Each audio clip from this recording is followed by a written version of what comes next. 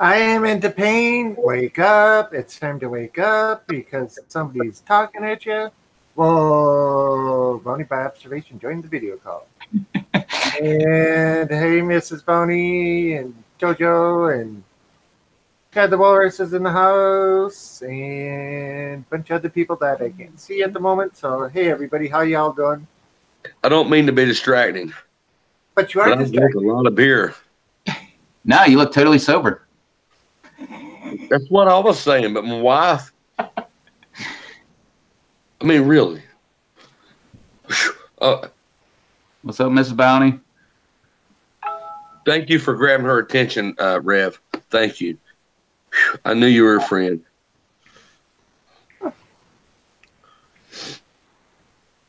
So how goes it this fine evening? Going good so far. Did you say something about? He did say I look like Jimmy Neutron, all grown up now, didn't he? Is that what he said? Yeah. Is that what you just said? I agree with you. Interesting reflection in the glasses. We can see her sitting there. Well, you know that I'm real now. I'm not like a robot. I still can't get over the whole Rev out of the shower squeaky clean. Let me tell you, I had to turn the camera because my mouth was still watering. I said, I've been in a puddle. About slipped and fell down, Rev. Thank you, man. I don't have good insurance, just Medicaid. Oh, Lord. Sounds like me getting out of the shower. Oh. I'm going to reserve my judgment right now and rub it later. Oh, my goodness. I'm just going to keep my nose clean of this one. That might be a smart move. Come on here and get here with me. I don't know who's who because I'm seeing doubles. Oh, Lord. We were watching a live stream last night. The dude he'd shotgunned 18 beers in a row. Like, well, not in a row, but 18 beers, like, after, I don't know how many time, or after how much time. He ended up doing like 20 or 22 or something like that. He was just sitting there reading the chat with one eye open the whole time. It was hilarious. Well, see, the thing about me, I usually do chug two and then laugh and then chug two and then laugh and chug two, just laugh. And then I go to the ref two. You know, this is how we made it here. I'm wearing 4 pair of glasses. You just don't know it. You got to see it from my perspective. 3. Let's see Susie. What's up, Susie? Susie's a jack. You almost burnt my eye out. I did not almost burn your eye out. Right here is not. I was watching myself in Rev's lit. Excuse me. So what were y'all saying? We weren't saying too much. Chad just said he just planted 18 more, so hopefully he's talking about peppers there. I'm trying to get away from the shower jokes. Now it's I'm going to hit mine this month. I am into pain. Who's got the echo?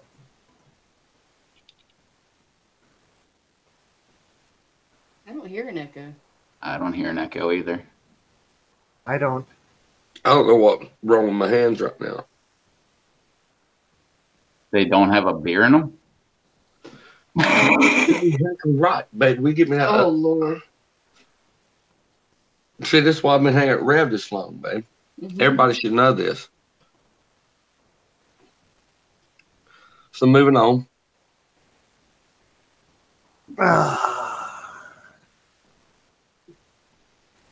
When you got online tonight, you didn't know what you were in for, did you? Rob. No, not really. Oh, no, definitely not. I thought you meant when I hopped in your chat. No. I can tell by the look on your face that you just not. This was not the most usual nights that you would normally have. No, but then again, how often is it a usual night? You know, I like to abruptly change things once in a while. Some people give me an opportunity. Rev has given me the opportunity to earlier get me drunk before he offers, hey, man, you want to get on here with us tonight? And I'm like, here we are. So No, actually, man, I'm having a good time. Um, my YouTube life couldn't be better. I haven't got to tell you this.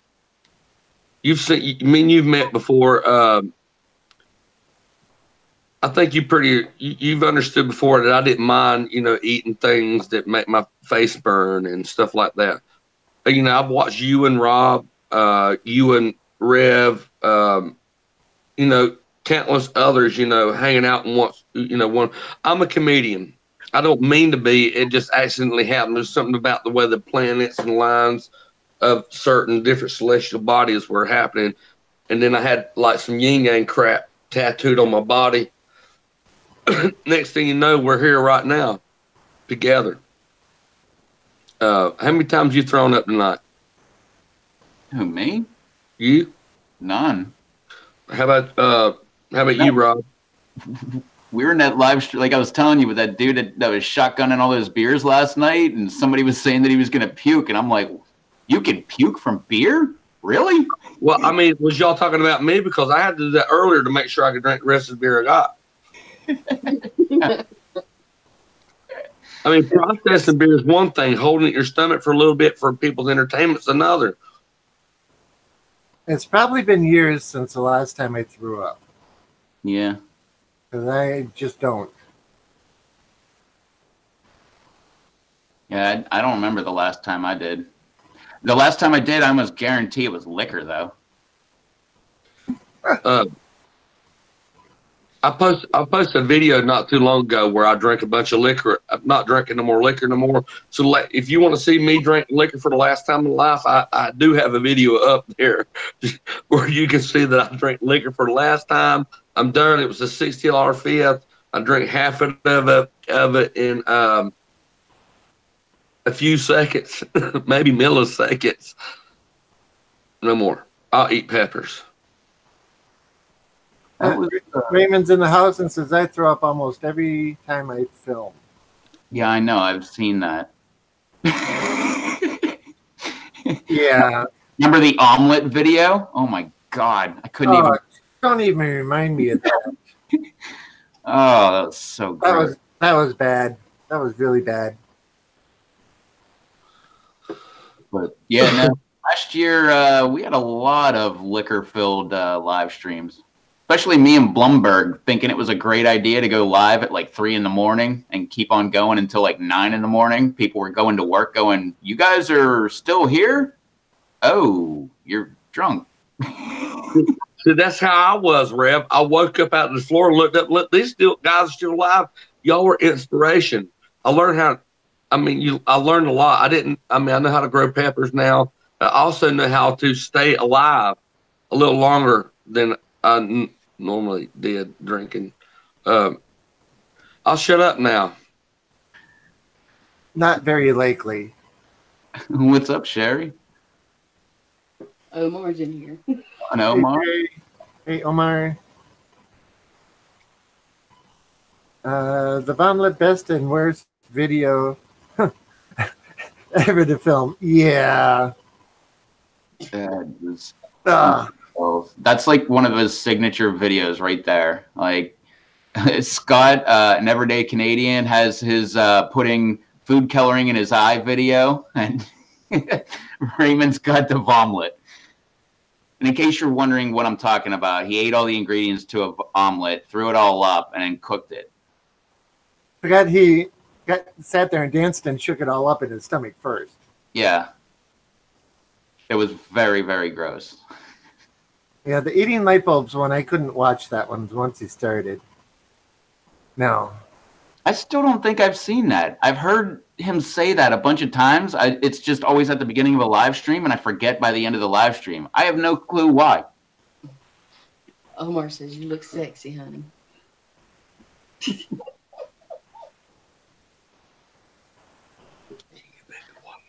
What's up, Dave? Happy Pepper in the house.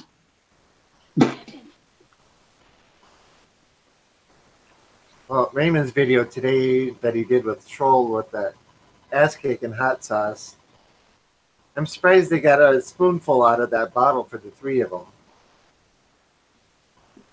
You know, I haven't seen any YouTube videos from today. I got home from work and I saw Bounty was live. I turned him on and what the heck did I eat? Oh, some fried chicken that I bought. And then hopped in the shower and now I'm here. There you go. There's Raymond's light bulb eating video. Yep, that's for you.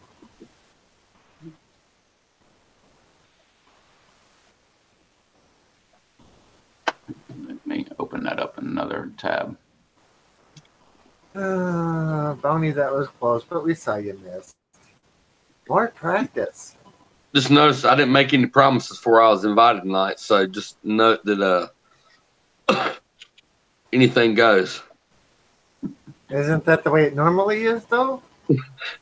Depends on what night you had me on. That's why I always put in the description, come hang out and see what we get up to. see, Rab knows me, man. See, the funny thing is, I was talking with people last night, and we had like somewhat of a plan of what we were going to do today. And here we are, and they're not even here. See, when I play video games, they call me Stone Pilot. But when I'm online, I'm called Bounty. I'm kind of stuck between, an alter ego. I don't know if I fly like a rock or if I sing like some gal yodeling on a hill. Where they yodel on hills. You just pick up two different personas depending on what you do. I do it all the time. I see. I think what you're trying to say is that it don't matter what persona, you got to work it. That's pretty much true, yeah. Okay. All right. Well, I'll just make sure because earlier I was trying to work it and I fell down. I almost thought I dislocated the hip. Third Rob is in the house. I was going to say, they were talking about Just Plain Cody going live. I knew he was going to go live, but I never saw it. Rev, the biggest thing that I'm having a problem with now is why is Sherry McMillan not a mod? I've been on YouTube a long time, and that's the sweetest lady in the world. She's an angel. If God would have gave that lady like an archangel ability, we'd all be dead. Okay?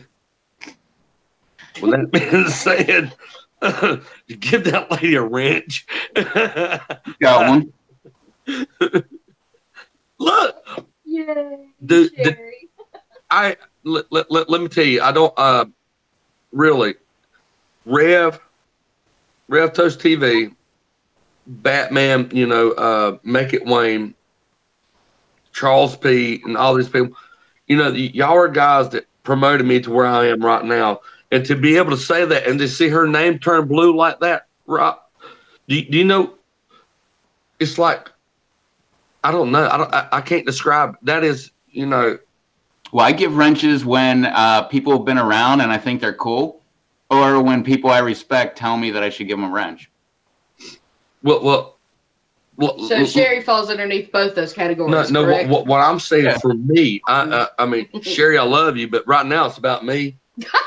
I feel wonderful, Sherry, that the person, because when I need to know something about where I'm going, because I started growing all of a sudden. I didn't have places to look to. I looked to Rev and Batman and Bear and Crazy Kimberlin. I mean, these are the people that I respected the most. Other than, I don't want to sound cliche, but I also want to say L.A. Beast. L.A. Beast, he's been there for me like you guys have. He had the notoriety to be able to do it in a second. But over the time when I went through what I've been going through, you guys were there inadvertently. I was able to hang with you guys and you accepted me. For me, it wasn't what I had done. It wasn't all the other thing. every time we hear that, it's like, oh my God, what's going down? As long as the sound keeps going away, you're fine. What's up, Christina? Here. Bob S is here. It's a rough week. Last time they come up didn't make no sound. If you hear the sound, I'm making let's go back. I enjoy what I'm doing now. You are the guys that planted my seed. All right. Give me another beer, Junior. Because I was waiting for a joke after that one. Bear's in the house. Hey, Bear. There. There is the bear. Speaking of the devil, there comes the one that's got the one that like your ass on fire at any given time. A year. It don't matter. He's got it.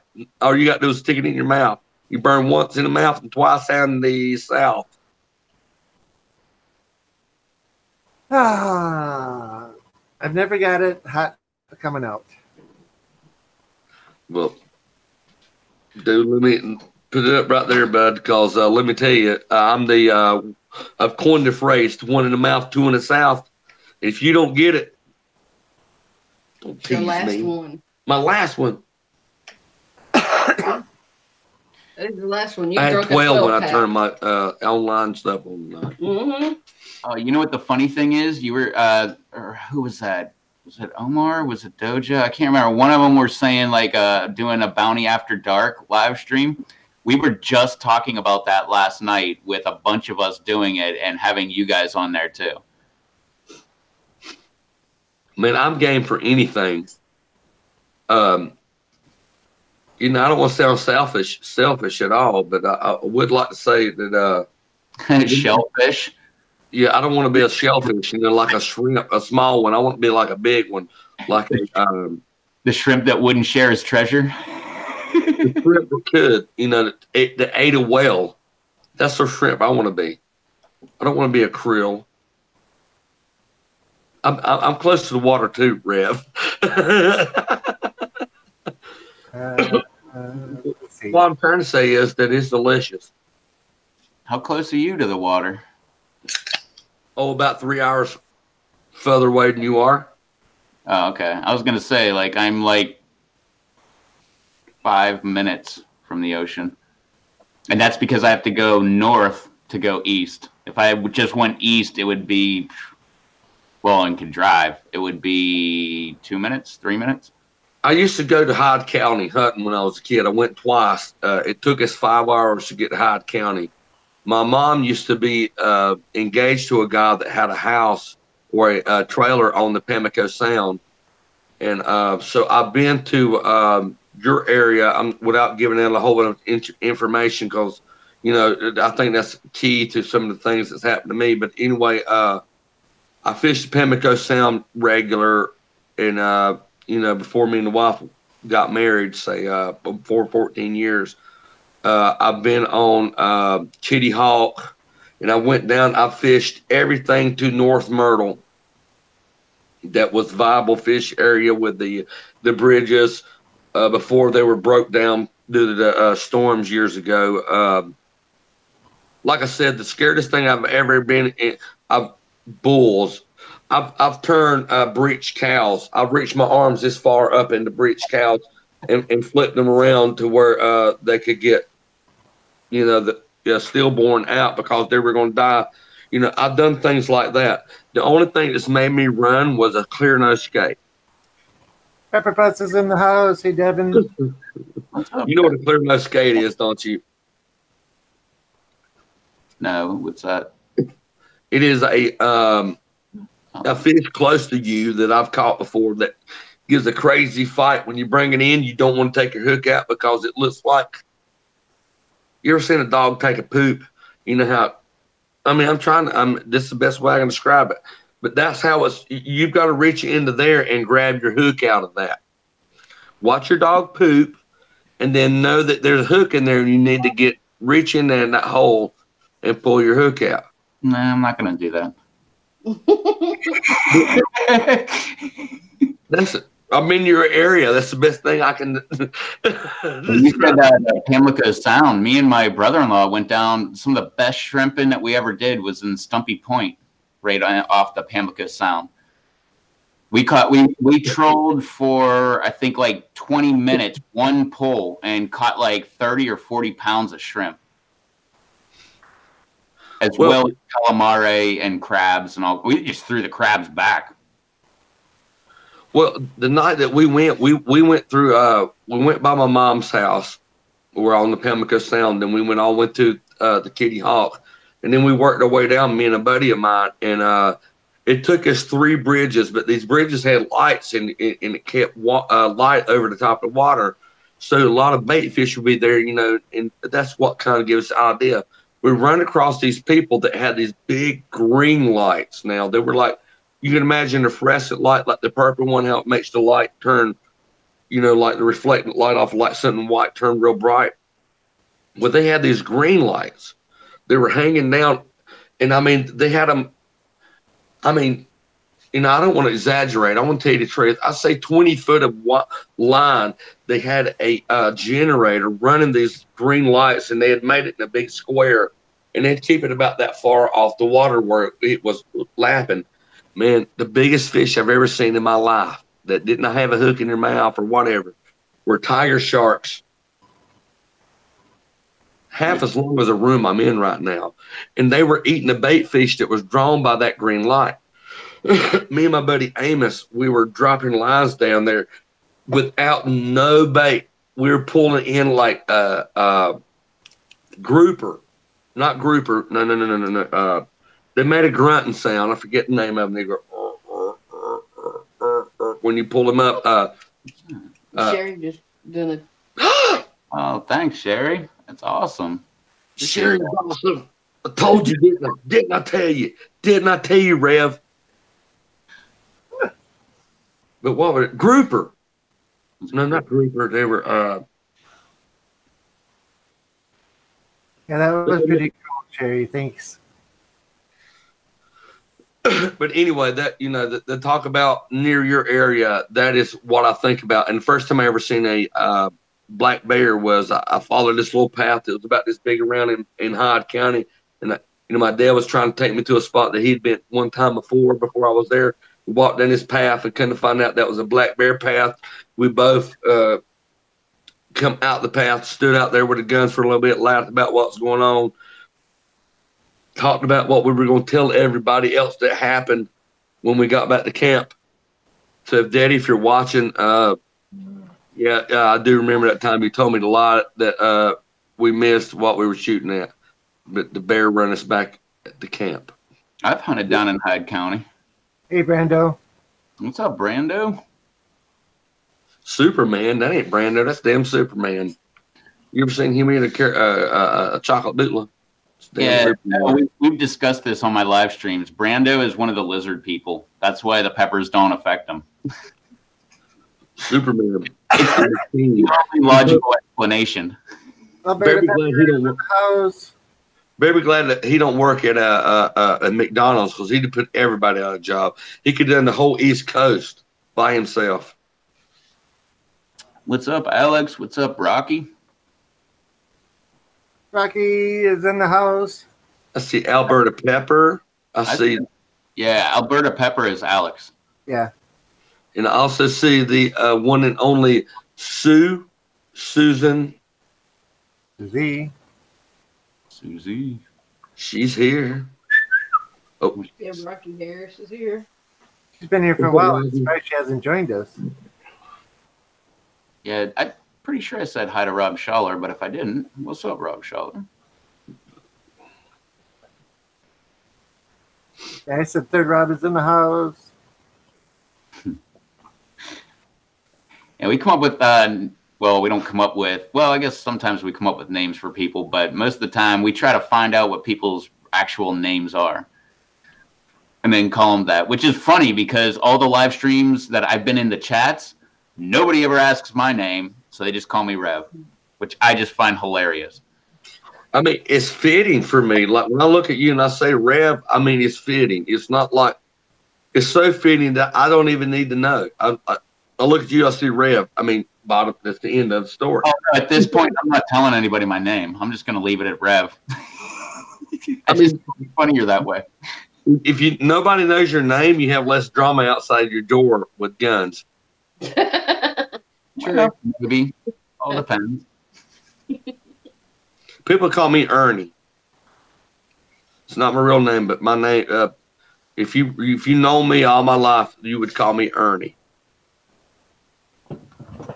I'm hoping that's a compliment. I take it as it is. I mean, I grew up with it. I mean, you know, Ernest Goes to Camp, Ernest T. Bass. I mean, come on, man. Ernest Goes to Jail. Ernest goes. I mean, Ernest Says Christmas. You think of it. Well, what was the guy from Full Metal Jacket? Or something Ermy? The drill sergeant. He had that TV show, whatever the heck it was called. I never watched. You're talking about what's it? Ermies or something like that, or Machine Gunner, Gunny. They called him Gunny. I can't remember. Hoorah! You know Gunny. That's what they called him, Gunny. Or Gunner. He played in Full Metal Jacket. He was the one that got shot by the guy that saying Full Metal Jacket. You know, the one that he told him that the best part of him run down the crack of his mother's ass and made his bed shit on the stain, or a stain on the bed sheet. Gunny. Private Pal. McGarley, Sergeant Carter. No, that's what he called him because he gave nicknames to everybody, and he called that guy Private Pal. The guy just went nuts. Mm-hmm. Yeah, he did. Oh, spoiler alert! Sorry, that movie's been out for like 30 years. Yeah, he got beat with a. That's the first time I ever knew what. Oh yeah, soap party. Yeah, soap party. Yeah, exactly. He put soap in a pillowcase. All went in and whacked him with it because he was getting everybody in trouble because he was keeping donuts in his Foot Locker. First time I ever went to jail, I was in there for 48 hours, and the first time I ever knew that soap parties were real, it was that night. I was sleeping on the floor near the urinal. It was overcrowded, and I'm gonna tell you like it is, man. All the damn doors opened up probably like 3 o'clock in the morning. You know, like you had your cells, and you had the people that couldn't be in the cell. We were all laying on the floor. I was laying close to the urinal because I come in at like, I think at like 11 o'clock at night. At 3 o'clock, they all opened up, and these people went in there. I mean, they had everything. Like they even had flip flops, their little orange flip flops in their whatever. Some of them had towels. Some of them had the bed sheets on their little green mat that we had, and they were slapping this dude. But you know, he had done some heinous things to a little boy, 12-year-old boy named Billy Huddleston. That was when first time I knew when I was in trouble and I was locked up with someone that you know, because from my area, Billy Huddleston is a name that you will never forget. Mm-hmm. He was a 12-year-old boy. I did get in trouble at about the same time where I was in a place where you know, the guards they're the ones that open up the gate. They open it up for everybody to get his ass. I wasn't do that because, you know, first time I ever been in jail, I was in shock and awe. But, hey, Rob. Hey, Bounty Hero. Keep going, Bounty. What you up to? Not dead. Good night, buddy. Happy birthday. Thank You you. can continue your story. Hey, Curtis. Hey, it's Curtis's birthday. Can you tell him happy birthday? Can I what? Can you tell him happy birthday? Happy birthday to you. Happy birthday to you. Happy birthday to my little dude, Curtis. Look at the redness. Happy birthday to you. He could have been infatuated with Mariah Carey like I was when I was a kid, but no. Someone else. Yeah. And look, you got to let your feelings ride, man. No. Right here she is. She can hear you. No. We got birthday wishes from Jerry McMillan says happy birthday. Chad Walrus says happy birthday. Brando says happy birthday. Christina the Chatter Girl says happy birthday. Drew says happy birthday. Rob Schaller says happy birthday. That is great. That is great. Bursky. The Fixter's here, and he says happy birthday. What's up, Fixter? You should have seen him do the 360 the same day I put wow on your one of your pictures. There's Let me continue on. I am wow. happy birthday. He spun around in a circle and went, wow, you know, right? And I went, you know, I said, and I messed with him for a minute. He's like, no, daddy. He never been so mad at me. Oh, let me keep on going. We still got more of them. Omar says Merry Christmas. Paula, Gaby's Grub says Happy Birthday. Happy Pepper Dave says Happy Birthday. Rocky says Happy Birthday. Joe says Happy Birthday. When I was a kid, all I had was Sears catalog. You know what I mean?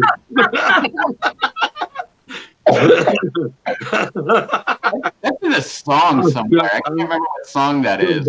So go to bed. Go to bed. Good night, everybody. Look. Night. Happy birthday. I love him so much, man. I hope I didn't hurt you. Good night. Biologically, he's not mine. Today, today's his birthday. His real father come by today, and you know, made his day. He's gonna take him out on a spending spree. In any other way other than genetically, I am your son.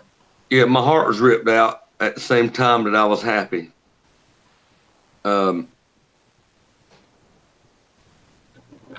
Some of the hardest pills to swallow, you know, what went on today. But I do love you. Love you too. We're getting extra information from Mrs. Bounty. Paula's her middle name.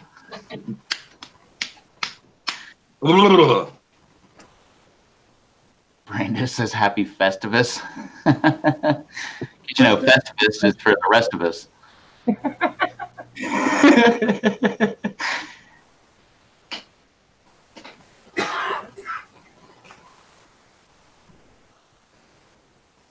Yeah, what song am I thinking of about the Sears catalog? Oh, I know what song that was. That was Dave Lajoie. Hey, it's another Canadian, Dave Lajoie. The guy from, he played on, well, he was like a big YouTube guy making songs and funny videos and stuff like that. And then he was picked up by that show, The League, where they have like a, what is it, fantasy football, fantasy baseball, fantasy something. Can't remember, but it was a pretty funny show. I watched a couple seasons when I actually had TV, but then I didn't have TV anymore. Subs and Suds and Suches in the house. What's up, Spring and Larry? Omar make me feel so much better. There's Black Mamba as well. I never want to bruise on my bottom so much more right now. Oh, Lord of mercy. What's up, Black Mambo? What's up, Black Mamba? And Omar, didn't you say that you wanted to be called Daddy in Bounty's live stream? Oh, Omar's daddy right now. And Dojo wants to be Big Daddy. I'm one of those guys that's backing up in the corner just saying yes. $20 make me do a lot these days.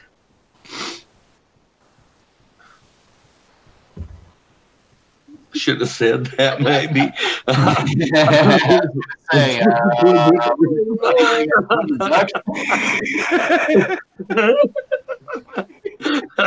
Now, no, y'all knew how drunk he was before he came on. I like fishing. Hell, I like all kind of things. I'm like, Bounty's monetized now, so when he goes live next, you can throw $20 into his live stream as a super chat. Which, by the way, YouTube will keep 30% of that, so you're almost better off just like sending it to him on PayPal. $17.50. I'll sell a lot of things.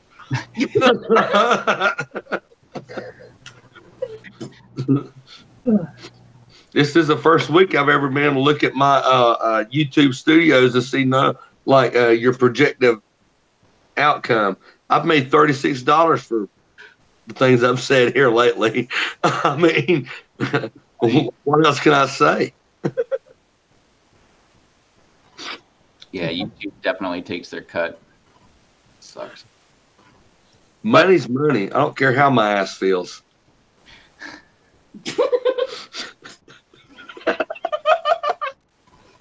Rev couldn't even come back from that. He had to wait a minute. Hard to cut me down, ain't it? Ain't it? What's your comeback? I got nothing.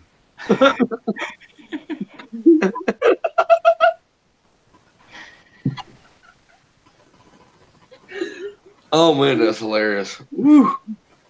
That's hotter than any pepper. I don't remember if I said hey to Pedro. What's up, Pedro?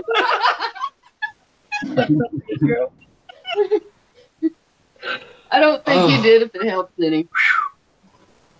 Yeah, and Sherry, you're absolutely correct. You have to make 100, which would be after, if you have super chats, like YouTube's got to take their cut and everything. You actually have to total 100 before they actually pay you. And they I couldn't do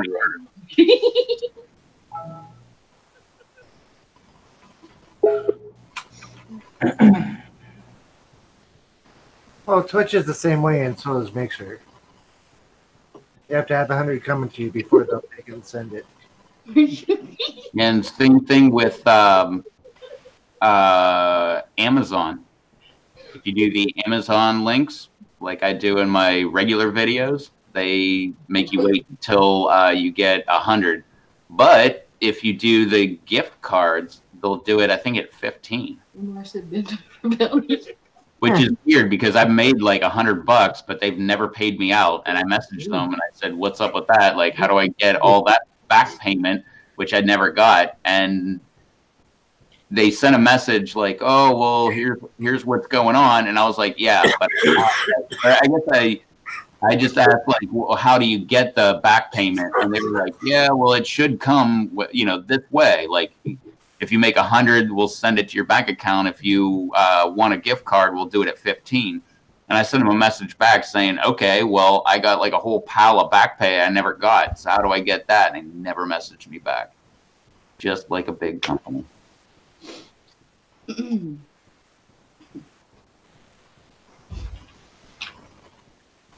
what you doing over there, Little Red Riding Hood? You talking to me? The only one with the hood on. Just trying to wake up. I had like this crazy dream that like really kind of screwed me up. So like I am like shaking because of it. Oh, so crazy. Do you want to share? And it was about, we were on a live stream too, and like some stuff was happening. It was just like, oh. Do you want to share it, or do you want to just hold on? I don't know. Like all these things started happening, like in my little box. Like everybody's live streams were like going at different, like everybody's little boxes at the bottom were at different times, and then I don't know. Like my computer started getting all acting weird, and then like there was. Oh, I can't explain it. I'll try to do it after the live stream. All right. Well, keep thinking about it, and then maybe you'll. Oh, it's not going away. Trust me. Like all I could think about right now. What are you talking about, Pepper Potts? Another live stream without me? Unless he's asking you, Susie. No. You were there. Oh, yeah. She was saying it was a weird dream. It was a dream, yeah. And no, apparently you were there, so. You were there, and you were there, and you were there. Blumberg was there, and someone else. That's weird, because Blumberg's not here. He's not going to show up for like an hour. I told him 9 o'clock, which meant 9:30. Which meant I started at 9:30 yet, so. Which meant I started at 9:45. No, Pedro, my plants did not come to life. But everything else, there was like ghosts, and you guys were all turning into weird things. It was like, oh, so weird. All I want to know is this look like somebody's hero's eyebrows. Yeah. They do. I wish I had your eyebrows. I've been practicing the mirror a lot. I mean, I've spent a lot of time in the bathroom. I like spicy foods. You can make that many different ways. Lots of time in the bathroom. Oh man, sometimes I get myself giggling. I just don't know what to do with me sometimes. I know, you giggling so bad. That's what you get when you know somebody that spends more time on the floor than they do in the bed. Charles is in the house. Hey, Charles. What's up, Charles? Charles? Are you going to join us, Charles? I don't know if I like shaded eyes or unshaded eyes. Are you law against How good I look in the sunglasses. If you follow Bloomberg logic, which makes sense because I didn't believe him at first, you can read the chat better if you have the sunglasses on. See, the thing about it is, for me, I reading is the problem. Is not the sunglasses. I gotta get credit where credit's due. Yeah, because Bloomberg told me that, and I thought he was just BSing me. And I'm like, okay, yeah, you just want to have your sunglasses on so nobody can see your eyes. And then I put my sunglasses on, and I'm like, no way. Like, the chat just sticks right out. Like, you can actually see it, like, perfect. See, Bloomberg's got so much money, he can buy them big glasses. I got to buy the smaller ones because I can't afford all the glass. Yeah, I accidentally said that. I didn't mean to say it. Ginger got me drunk. She bought me 12 beers. I asked for 11. But whose choice was it to drink them? It was my turn the day. I only drink on days that end with a Y. She has all the other days. I think it's a fair deal. And yeah, Devin, last Monday was like the first Monday live stream that Rob Z was not there. Oh, geez, since what? November 2017 or something? A year ago, Christmas, yep. Or Christmas? Gothic. Give me some hair gel. It won't gothic. Christmas? That late? Yeah, the reason I missed was because I was so depressed about Murphy's passing. Oh, right. So, but when did you start though? Wasn't it like November? Yeah, I started in October, the beginning of October. So when did you hop on? Like 3 weeks later? Yeah. Okay, so that's only 2 live streams he's missed on a Monday since the end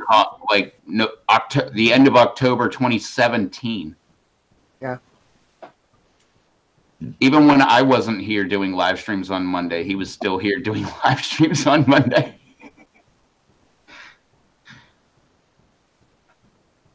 Yeah, and now I stream 6 nights a week now.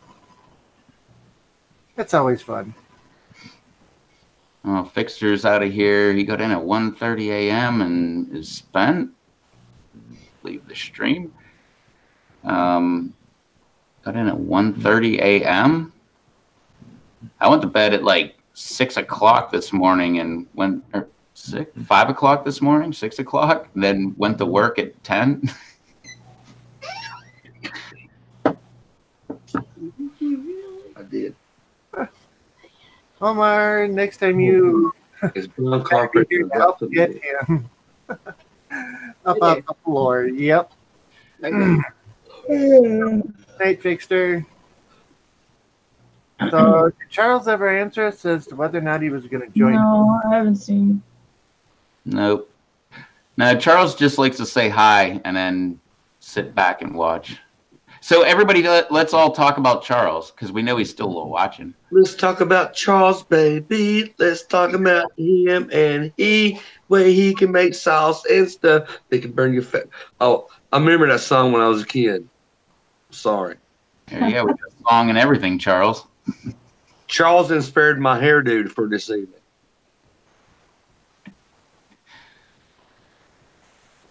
But Charles sent me a picture of what his above ground or raised beds look like, and they're looking pretty fantastic. He sent the same pictures he did to you than me. Probably, but What pictures did he send you? pictures of everything being built. Oh, okay. I thought it was maybe different kind of pictures. No, I I don't. thought all the time. Messing with my emotions, Charles. Messing with my emotions. My dog's over here snoring. Evidently, your dog hasn't heard the conversations of the night. Nah. Wake up, doggy. Say hi. All right, go back to sleep. It's a pretty dog, I have to admit. Yeah, That look of, what do you want now? yeah She's still giving me that look. Like, what the heck? Really? No, she's heard me long enough that she's waiting for the next punchline to come out. So I stopped myself. What's she doing? I had to fix my hair. Your hair looks like it's giving us the finger.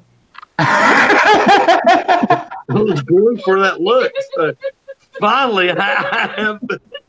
That's hilarious. I'm like Alex Jones all of a sudden. I'm God. I've achieved godhood. Put a poodle on my head. You know, oh my God. Thank you. You gave me the biggest trophy. I'll shut up now. Oh, there's been a lot of people that have had like a lot of really good one-liners on my live stream, but I swear Susie takes the cake. I've like that one time, that tongue comment, oh my God. I'm not joking. Like, my mom was sitting right here, my dad was right here behind the camera, and all three of us, well, the entire panel was doubled over laughing. My mom and my dad were both doubled over laughing, and my mom was sitting there going, I can't breathe. I can't breathe. Yeah, Breath says you take his family's breath away. Ooh, ooh. That's all I know that song.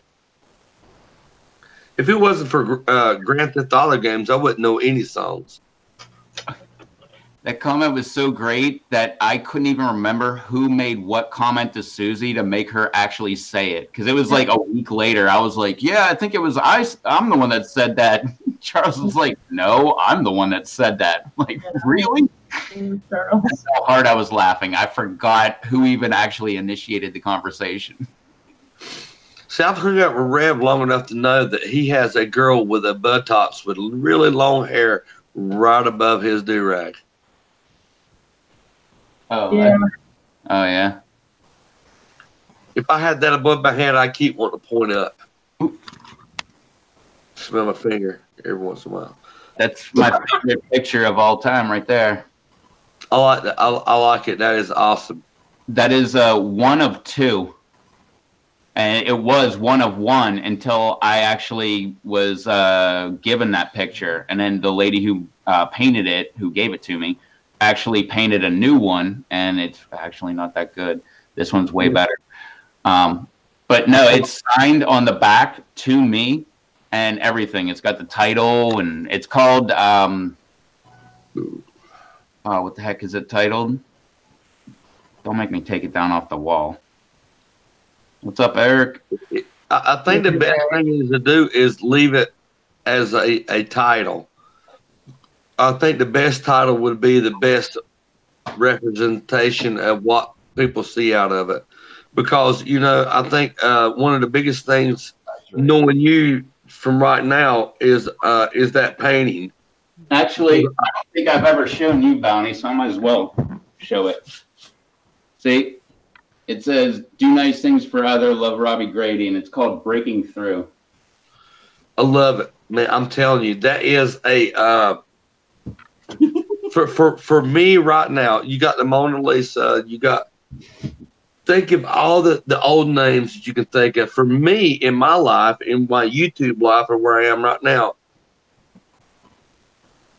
if I seen that photo, I would know where it came from at any time. For me, it is it's a reflection. You see the reflection of the woman above, all right? Yeah. For me as a man, women are beautiful. For me, being able to see what you have there and see this reflection of water, it's almost to me like a reflection that you can't see of yourself in a, let's say there's no mirrors in the world, all right? You have to only depict what you would see in the moonlight night reflection, you know, only you understand what I'm trying to say? So when you see that, first thing I see is beauty, the long hair, you know, the desirability of us as being a man. You also see in the person submerged in the water, which also is like a release in a sense. And you also see the person maybe even trying to reflect on himself, it speaks a lot. You know what I mean? Hey, believe it or not, there's people that speak like I do and have the same dialect I do that understand fine art. You know what I mean? I'm not trying to convey that message. What I'm trying to convey is of all I've ever saying, if I sound like I'm saying anything at all that conveys to some green liquid that some guy's drinking that might make you think that he's getting drunk. What I'm trying to say is that your picture that you have there, if it's a one of two, make sure that it stays to one of you because it's one of those paintings, one of those pictures that speak more than 1,000 words. You know what I mean? It has beauty. It has reflection of oneself.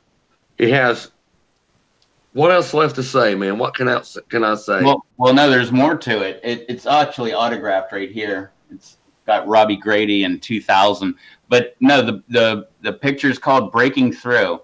And what she told me when she gave it to me was there's a difference between keeping your head above water and sticking your neck out.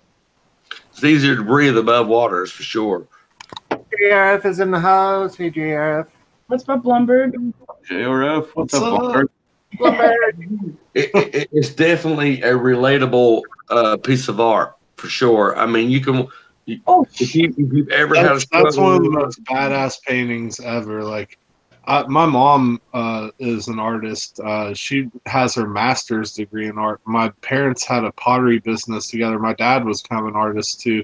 Like, I've grown up around art, and we've got all sorts of cool paintings and stuff. And I don't know what it is about that one, but I really love that one. Like, I've almost never been so jealous over a painting. Like, that thing is awesome. Yeah, and by the way, Rev, straighten it out. It's kind of crooked and it's bothering me. Yeah, it's crooked. Yeah, it's bothering me too.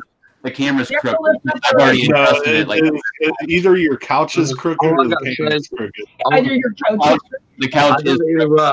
If it's got a girl's butt in it and her butt's right above my head, there's no problem with me, Rev.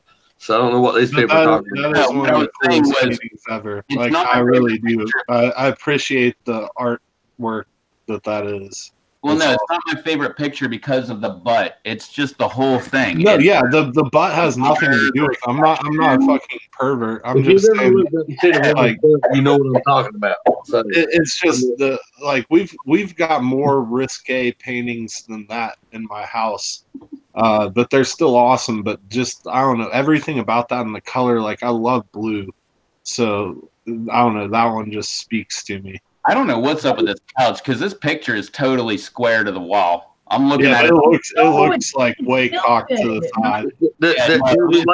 To the ceiling. They're using the relationship between your couch, your dual recliner to the wall. Let me tell you right now, I don't care if it was upside down. The beauty of that painting is I don't care if you put it sideways. You understand what it's about. Well, I like my women upside down too. I'm just kidding. Upside down would be an interesting way to hang it. I mean, like, with artwork, sometimes, like, looking at it from a different perspective makes it look differently. Like, that actually would be cool to have that painting upside down, just to, like, see what it looks like. It's easier to look up and lick than it is to look down and lick. I think that's the question we all as men need to decide. I wasn't thinking about that. I was just thinking about the piece as a piece of artwork, and it would be an interesting angle to, like, hang it upside down. I just thought it was the right thing to say at the right time. Because then it would be like she was looking down, but she was still breaking the surface. Like, I don't know. It would just be absolutely. You can go anywhere. You can be anywhere with that painting. You can make light of it. It reminds me of so many things that I don't want my wife to slap me about thinking about again. I'm torn. Bounty loves your painting is the gist of this. I want to lick your painting. I've heard so many people say that they love that painting. That's why I'm so proud of that painting, because the second I saw it, I was like, I want that. I mean, that was in 2000 that I saw that. The second I saw that, like, whenever I first ever, like, met you, like, I was like, damn, that painting is awesome. I don't I think I never ever wanted to brought eat it up for a blue, while. But like blue and I like brown. really like that was like the first thing I ever noticed. I was like, that painting is so awesome. I never wanted to eat like pastel crayons before until I seen your painting there above your head. Yeah, when I I mean, first saw browns it, and blues and stuff. when I've I always first been a green guy. this lady had like a bunch of like homemade paintings all throughout this vacation house that she had, and I got in contact with her and I was like, how much for that one? And she was like, I forget what she said, like $1,200 or $1,500 or something like that. And I was like, yeah, okay, cool, later. So I was like, there's no way that's happening. And it was like, I don't know, 6 months later that she was like, hey, do you still want that painting? And I was like, yeah, but I'm not paying that much for it. And she was like, I've got a bunch of odd jobs I need done around here, like rekeying the owner closets, putting up sand fans, like just all this different stuff to do. I was like, I'll do whatever the heck you want me to do. I'll come over here for weeks just doing whatever you want just for that picture. She was like, okay, I like that answer. I don't know if she didn't think the picture was that good or what, but no, that's what the do good things for others on the back was for. Because I did a whole pile of work for that lady. And that's how she paid me. She just gave me that picture. And I would do it all over again because there's no way I did $1,500 worth of work. You know, in my mind, you know, that could be, you may need to do a clip all on the topic of that painting. There's people out there. I'm not saying I'm the who's who or whatever. I've often thought that people understood that I found things like that captivating, and I could see a story within a picture. You know, there's been times in my life that I want people to believe that that I understand that. I do want people to understand that from what I've told you tonight about the painting behind you, it's probably been the most captivating thing that has kept me. I'm interested in that. I'm interested in that painting above your head. I'm interested in the colors, and it for me, it catches me as a man. It also catches me as a trying to philosophize without trying to sound silly. You know what I mean?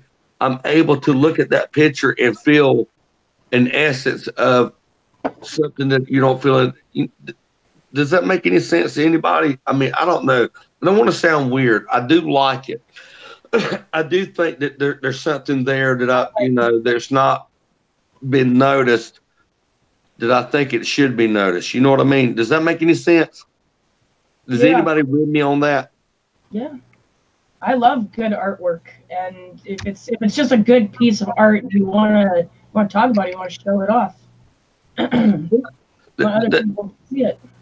That's exactly how I've built what I have built so far by the bounty observation. I'm not trying to steal no limelight, because it took me knowing you guys to even feel like that I could even make any brand at all. But just like the picture behind you, you've got something that nobody else has got. You got one of two. Yeah, and she made me help her paint the number 2. Oh, and that's why I think it's not as good. No. For It's me, better than you think. you've got a above you. I'm not saying that none of the stuff that you have right now to this point has any merit, but I do know that you have a nugget of above your head that nobody's seen. That me being the person that I am, trying to understand what I'm trying to convey the message now. What you have above you, man, is the biggest thing I've been drawn to yet. I do like that painting. I think more He people likes the size and the curvature and all that. Yeah. I had that before I had any kids. Now, Oh, there was the There we go. so if you know how I feel,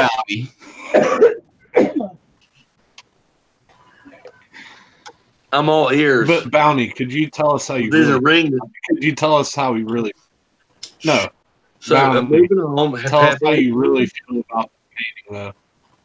How do you really feel? What do you think, babe? Now, anytime anybody says "you go, girl," like that totally has a new meaning to me now. Here you go, girl. I think I'm open to suggestions right now because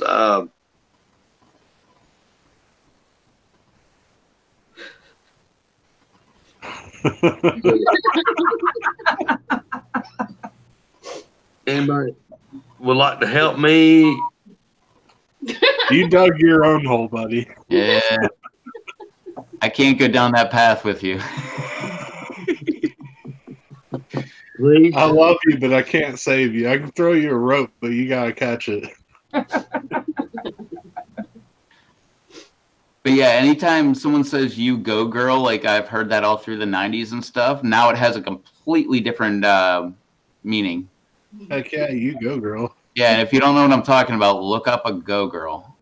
I think that is their slogan too.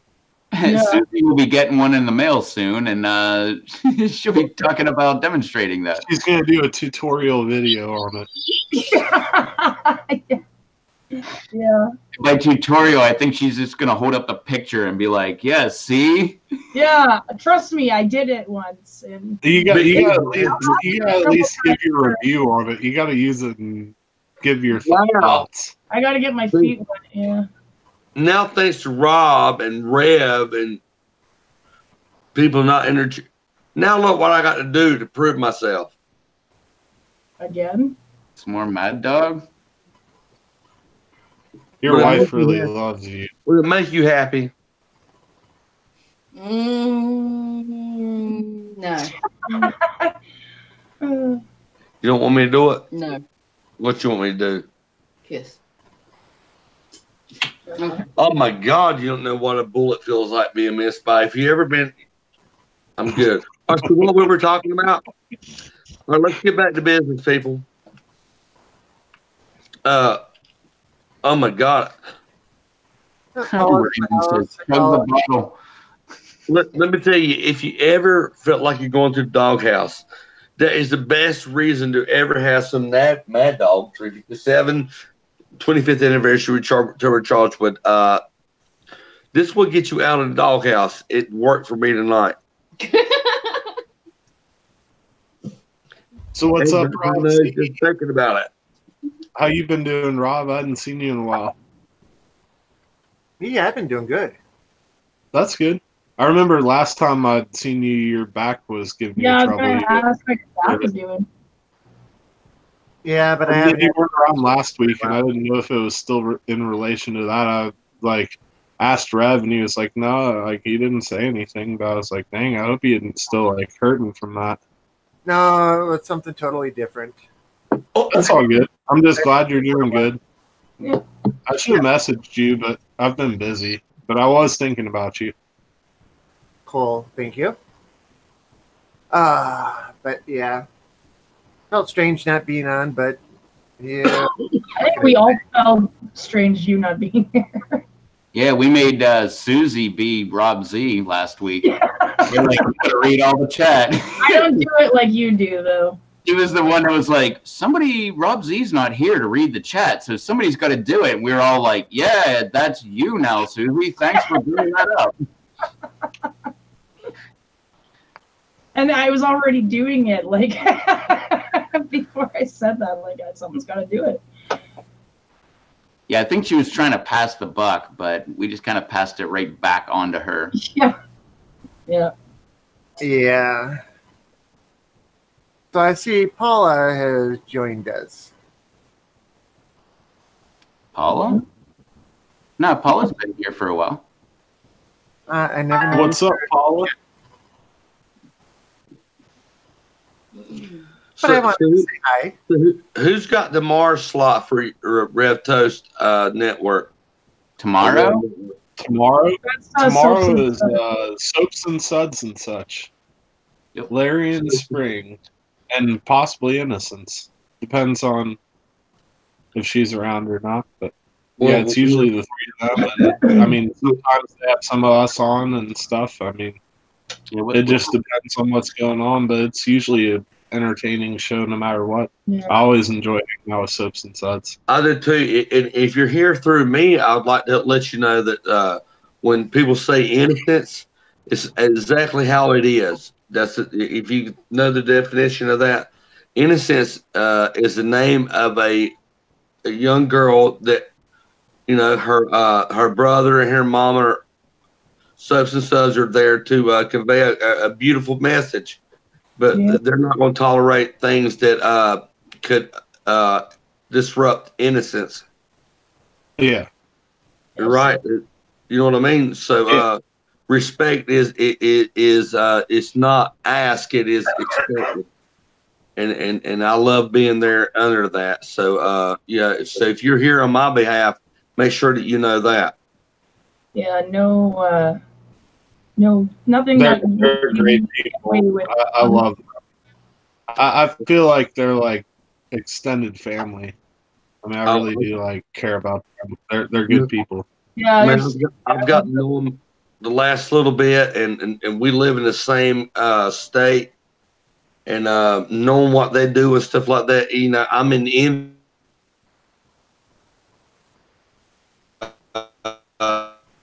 no bit stuff and pepper, and I want to convey that too because with the love that I try to spread, it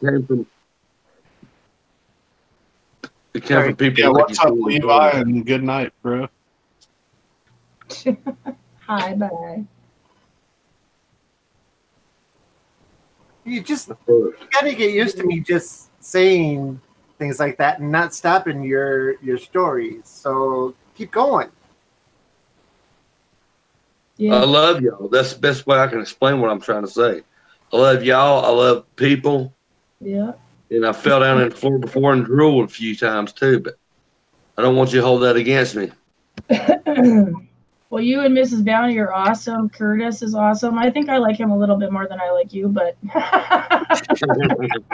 Well, I mean, you got to give people, I didn't say he was perfect.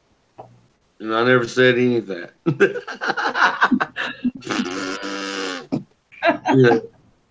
See, the best thing my wife had done when we first got together, I taught her how to boil water, and then everything is. Yeah. So she makes really good microwave meals.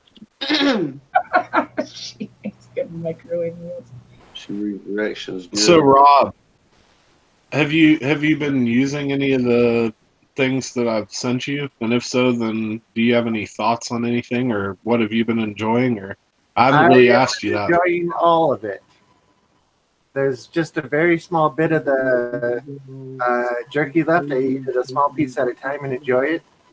And yeah, that's the best.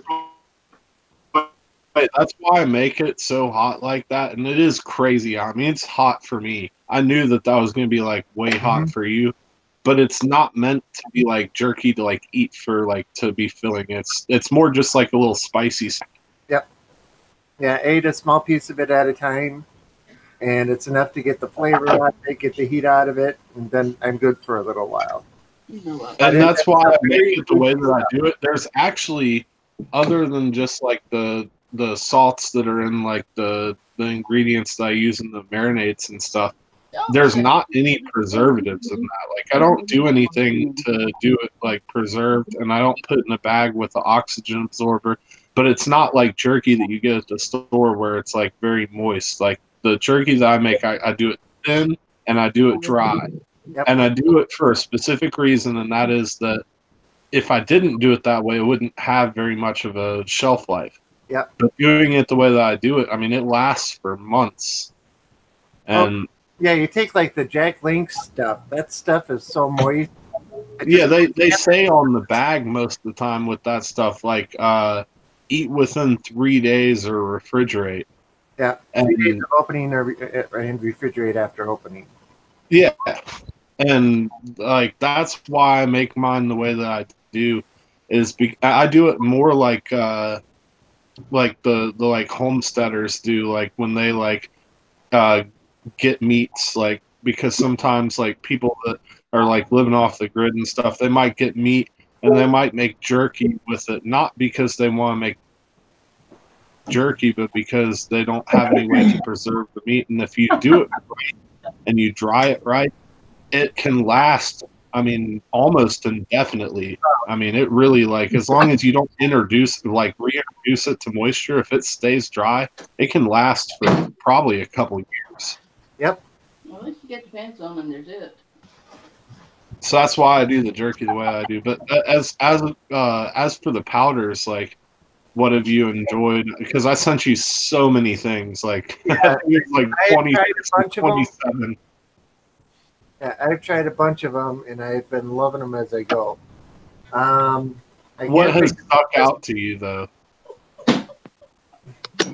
That's just it. I don't think I can pick out a No, but you about busted your phone. Look, now it's trying to cut off. You hit it. I did not. You done it. What? You did quit. What'd you call me? Didn't look there. called me Now my- you're back. I Now thought you you're called back. me my favorite food there for a minute. No, there. Look, fix your phone. Oh. My bad. My wife thought I fell down and got hurt. It's all right. Man, this is kind of like a sweat. You gotta help. I'm out of beer. Yeah, I know you're out of beer. Here. Oh crap! Out of beer, blasphemy. But you're not. You don't need beer. It's the people I met through y'all's fault keeping giving me damn donations in my last live stream. Made me feel like I had to do something to say thank you. Look at this. Yeah, tell him he don't need no more beer tonight. Please. Let me tell you right now, if I keep growing this right, I could make a tool out of this. I could attack somebody. Let me tell you right now, you ever been attacked by a giant stomach? Look at this sucker, people. Yeah, that's everybody looks like that when they force it I out. don't know if I need to stop or clean my pants. Like Chad said, I loved everything that Blum sends. This is all real. This is layer protection I chose to grow for my six-pack. So don't make fun of me, man. I work hard to make that six-pack under there. That's a nice one. If you haven't had Blumberg's habanero powder, that is the absolute one of the best powders I've ever had. I love it. That's definitely one of my favorites. And I'm like a powder connoisseur of sorts, and I've had a lot of powders from a lot of people. A lot of powders from a lot of people. When I say that, I mean like I've probably had powders from like 100 different people.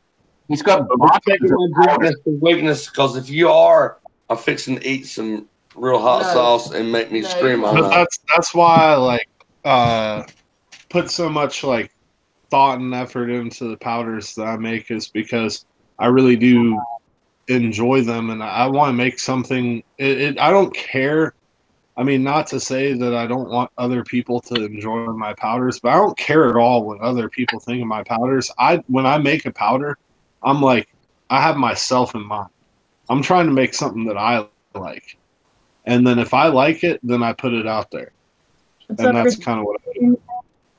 And I've made stuff that I didn't like so much that other people are like, oh, this is awesome. But I generally try to make something that I like, and then I put it out there. Like, Did Chad ever end up using your sweet tooth on pancakes the next day? Like you said? Yes, he did. He made a video on it the next day, like he said. I didn't catch it until like later that day because it uploaded something like midday or something. But he did do that, like there. And because the kids were still up like late that night, and like I remember the kids like whenever he did the video early, and he was like, "Oh," and they stayed up most of the night. It was funny. You should go back and watch that video. Anybody that hadn't seen that, it was sweet tooth pancakes, and he put it on his eggs and stuff too. Let's see. Beth Hale was here. Christine, Shaping for Life. Nate, what's up, man? What's up, Nate? Oh, there's Nate. What's up, Nate? But Rob, please continue on. I was trying to ask you before. Well, I've been trying all the different peppers or the powders in different things, and I don't know if I have one that I would take and single out as a favorite. Although the smoked habanero is very good. The smoked bootleg DM. So smoked habanero isn't like too much for your Oh liking. God. No, but then again, It using does have powders, heat. they can get you It small has amounts. moderate heat, but it's like it's manageable. Yeah. And the smoke flavor goes a long way with that one, so you don't have to like put too much. Yeah. Anytime I use one for the first time, I only put a little bit in. But my big thing is on popcorn and eggs, and lately I've been putting it into salads. What about the sweet tooth? It's been a while. The sweet tooth is one that's up here, isn't it? Yeah, I bet you love the smoked bootleg DM powder. Did he get some of that? No, I bet his favorite, if he was, and use it more. Like I'll send you more of it because I wanted you to like try like all the different ones, but I wanted to see your opinion on that because that like if I renamed it, I would rename it Rob Z powder because Lumber it's DJ like all Axe IQs and sugar rushes. DJ Axe wants to know where he can get his Yep, now I hands on remember some it. powders. Yes. Very good. Very good.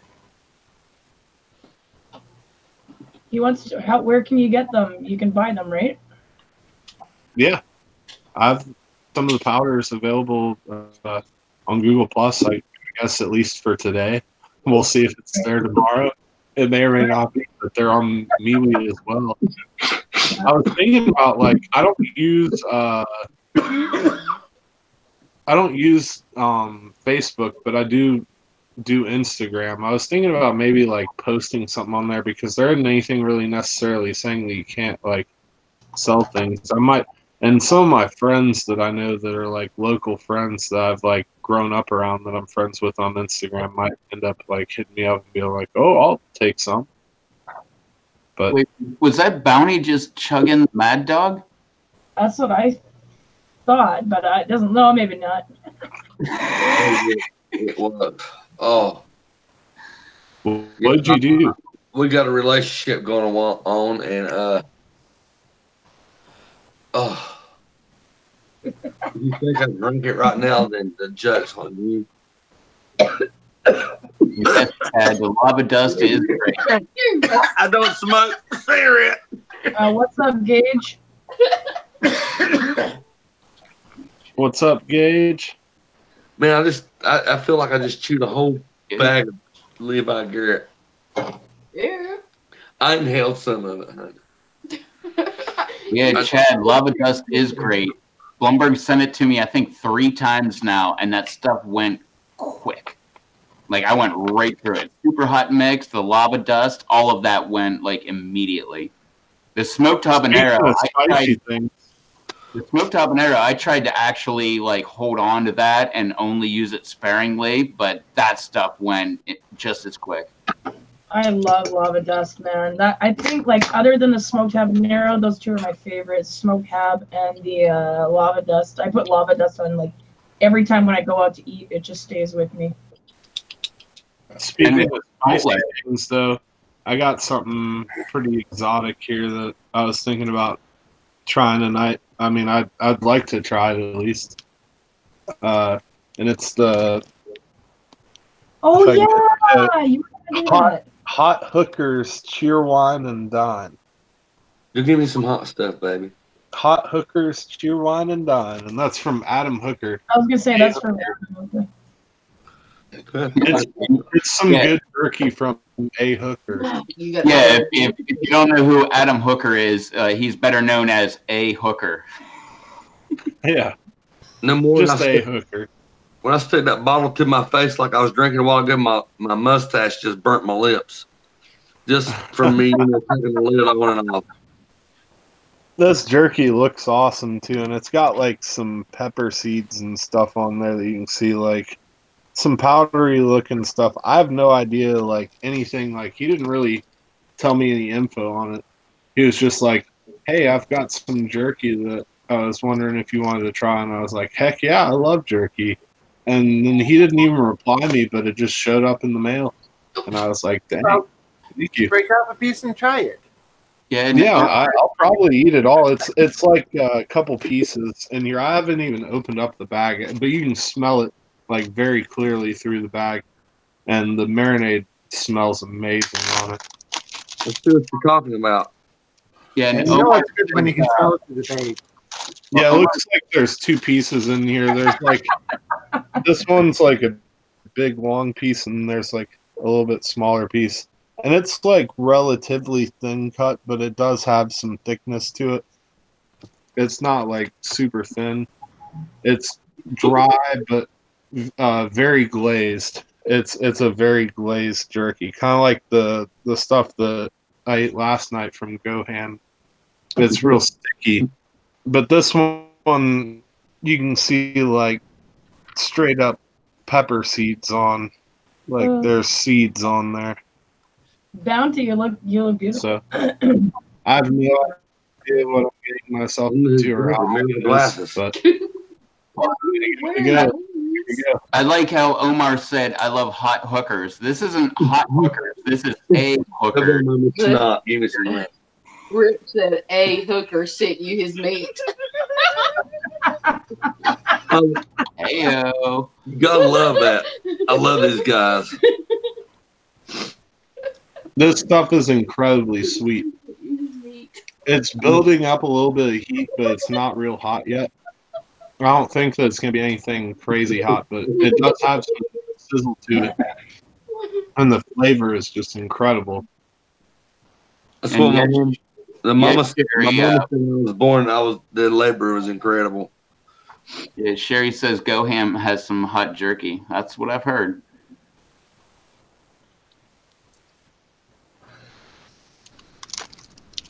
So how is it now that the flavor's starting to sink in? The heat isn't very much to it, but I don't think that's what he was going for with it. The flavor is just phenomenal. I mean, one of the best tasting jerkies I've ever tasted almost. Maybe even one, like I would put it in probably the top 5. Like the flavor is amazing. Whatever he did to marinate this is awesome. No. I guess that. You smoke them. What the And heck? I have no idea what the glaze is on it either. I'm just gonna eat all of this. Like it's literally it's freaking delicious. But it does have a kick to it. It's just not like crazy spicy. Like on a heat scale, like from the piece that I just ate, on a 1 to 10, I would say like a 3. Okay. So it's enough to know it's there. But it has Enough flavor wise 1 to 10, like 9.5 or 10. It's enough to know it's there, Huh? but not enough to drive you nuts. Yeah, I mean, you could like eat like a big bag of this stuff. It's like now that it's been just kind of sitting, I've got like a nice like tingle on my top of my tongue, and I can feel a little heat in the back of the throat. But it's nothing at all crazy. I mean, it's a very mild burn, but it's there, just enough to let you know it's there. But the flavors, I mean, top notch. The flavor is what really makes this stuff. This is amazing jerky. Whoa. My wife said that sounds a lot like childbirth. Oh, honey, you don't know how. Appreciate that, DJ.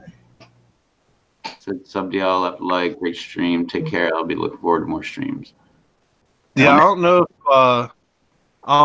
if A Hooker has this for sale or not, but if he does, then people should definitely hit him up because that's some of the tastiest jerkies that I've ever had. Like, just like flavor wise and consistency wise, it's like what I make, where it's a drier jerky, and it's not a very thick cut either. It's a relatively thin cut, which I prefer, and I prefer it to be dry, not like real moist. But it's very sticky. Like the glaze on here, you can see it in there. I mean, it looks almost wet, but the inside of the jerky, the meat itself, is like very dry. It just has like a sticky glaze on it. Yeah. I wonder if they used like a brown sugar based marinade with it. I would assume by the name of being Hot Hooker's Cheer Wine and Dine, I would imagine that he used cheer wine somewhere in the recipe, which I may or may not be right about, but with that in the name, that's a pretty specific thing to add into a name is cheer wine. I would assume that he used, and I could see it. I can kind of taste it. It's got a very sweet, I guess, a little bit of a cherry flavor. Like I know what cheer wine tastes like, and I could pick up on that a little bit. But it's got flavor. There's a lot of things going on for it, and the heat's kind of been building. This is the last of it right there. Like the bag is empty. The heat's been building a little bit, but it still isn't anywhere else except No. the tip of my tongue and a little bit in the back of my throat. But it's mostly like the tip of my tongue is where I'm feeling the burn. I think the biggest question is, so you know what cherry wine tastes like? Hmm. You know cherry wine? Hmm. I didn't know how close we were to each other. We got cheer wine here. Rev, you know what cheer wine is? Yeah, I've had it like once or twice, but it's all over grocery stores here. Sue, cheer wine. No, I don't even know what it is actually. Rob, not the Rob I talked to earlier. It's like a cherry soda, pretty much. It's like my favorite soda.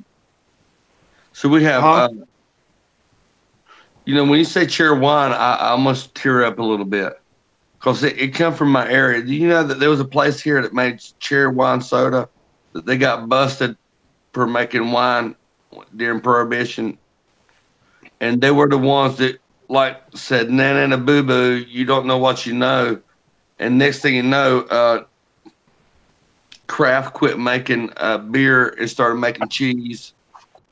So when you say words like cheer wine, that's from my area. That's, you know what I mean, the area that I come from, cheer wine.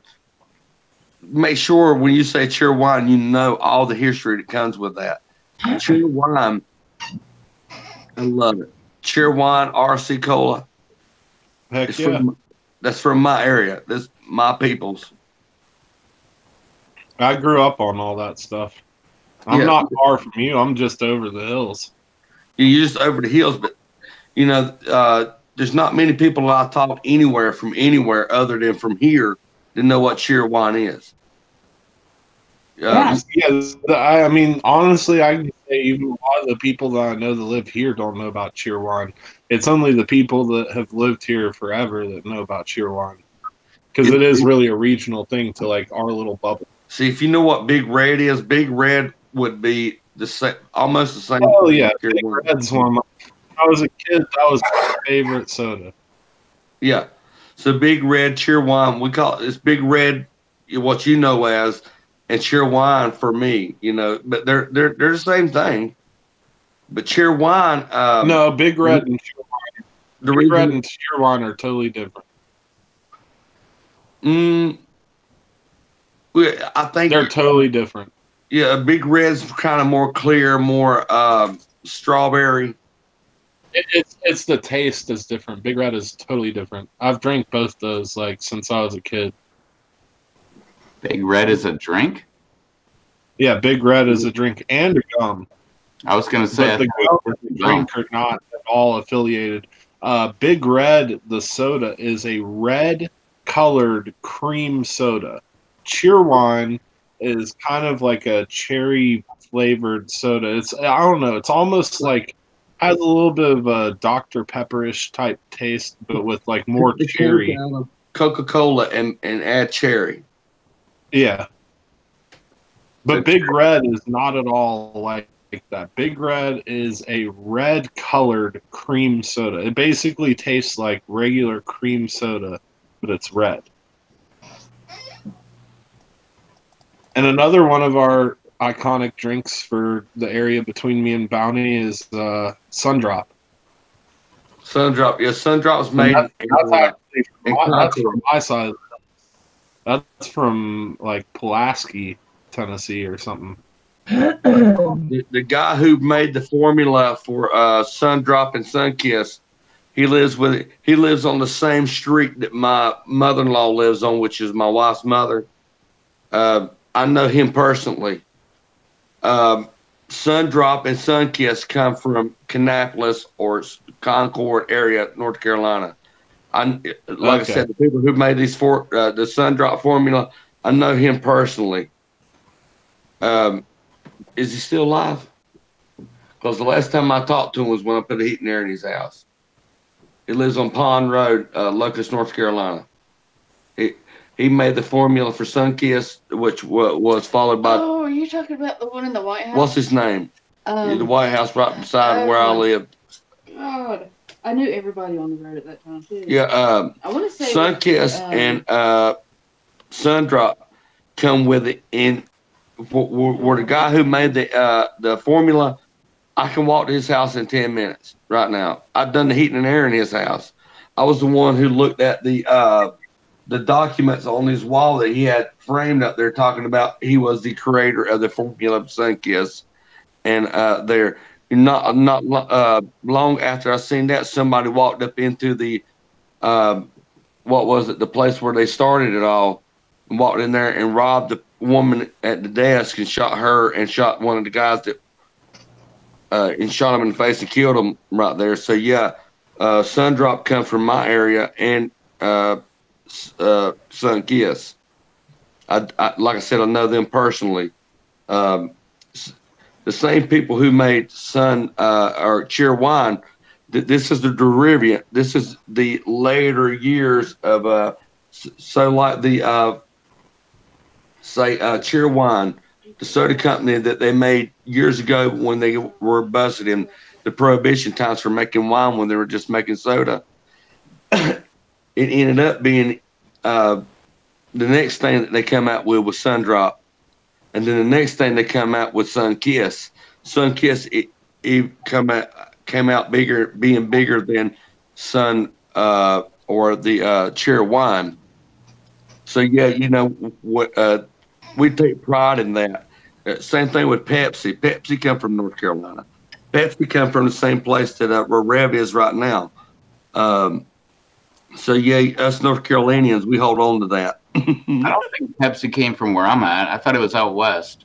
No, North Carolina. Well, yeah, no, I'm in North Carolina, but I thought it was out west in North Carolina. No, it come out. It come to the coastline. They were Pepsi was at the time Pepsi come out, and Coca-Cola had a cough syrup. It wasn't even a drink. It was a cough suppressant that had cocaine in it. What made Coca-Cola big was Marilyn Monroe, you know, the mistress of the president, John F.K. But at the same time, there was another war going on with another cough syrup that was made by Pepsi. I do not know the name of it that time, but when it became a cola, when they took the cocaine out of it, they both were competing. You had Pepsi and Coca-Cola. So that's how you had the rivalry. That rivalry spawned, you had half the nation that liked Coca-Cola, and you had the other half liking Pepsi. And that's how the rivalry was begot. But like when you have Sundrop, Cheer Wine, and Sunkiss, that comes from where I come from. Now it gets mixed up through all the times it was passed around through some of the big names like Pepsi and Coca-Cola, and you start wondering where did it really come from? Well, it really come from the same places like Darren Hart Sr., Darren Hart Jr., those areas. That's why they sponsored them, because we were here. That they were the big names from where we came from.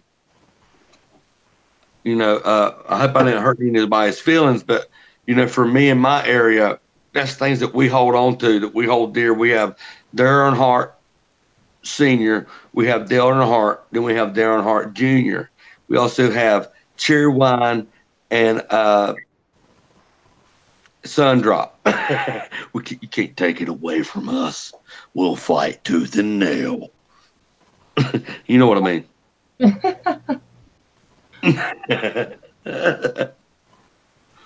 Yeah, I don't know what y'all are talking about, to be honest. I mean, I know Coke and Pepsi. Other than that, I never drink. Like, the only carbonated drink I drink is beer. Me too. Water and beer and tea with a little sugar. Exactly. What's up, Brandon Pepper? What's up, Brandon? You know, for me, that it is another way to exploit to people that don't know about it. You know what it is here. You know, one of the biggest travesties or tragedies that has ever happened in North Carolina, as far as something that we held dear as, like, you know, the sun drop. There were 2 people killed. One person didn't have that money, and there's another person just waiting out to take a delivery. They both lost their life because someone run in through the front door, thought that they had a lot of money because there was a big place that made a bunch of drinks and thought they were going to get rich real fast. 2 people lost their lives. So, you know, for me, that's a memorial to those 2 people that lost their lives, for everyone to know that where cherry wine and sun drop and the sun kiss come from, because it is, when I hear those names before, I used to think about, you know, Darren Hart Jr. or no, Darren Hart, not senior, but his son, which, you know what I mean? Yeah. But nowadays in my area, you think about these people that lost their lives for nothing because the thought of another, the assumption of someone, you know what I mean? So, you know, I think that's the only reason I even said anything when I heard it, even knew that there was, like, Rob knew that they were sun drop. When I heard that, it was like, you know what I mean? It's a good feeling.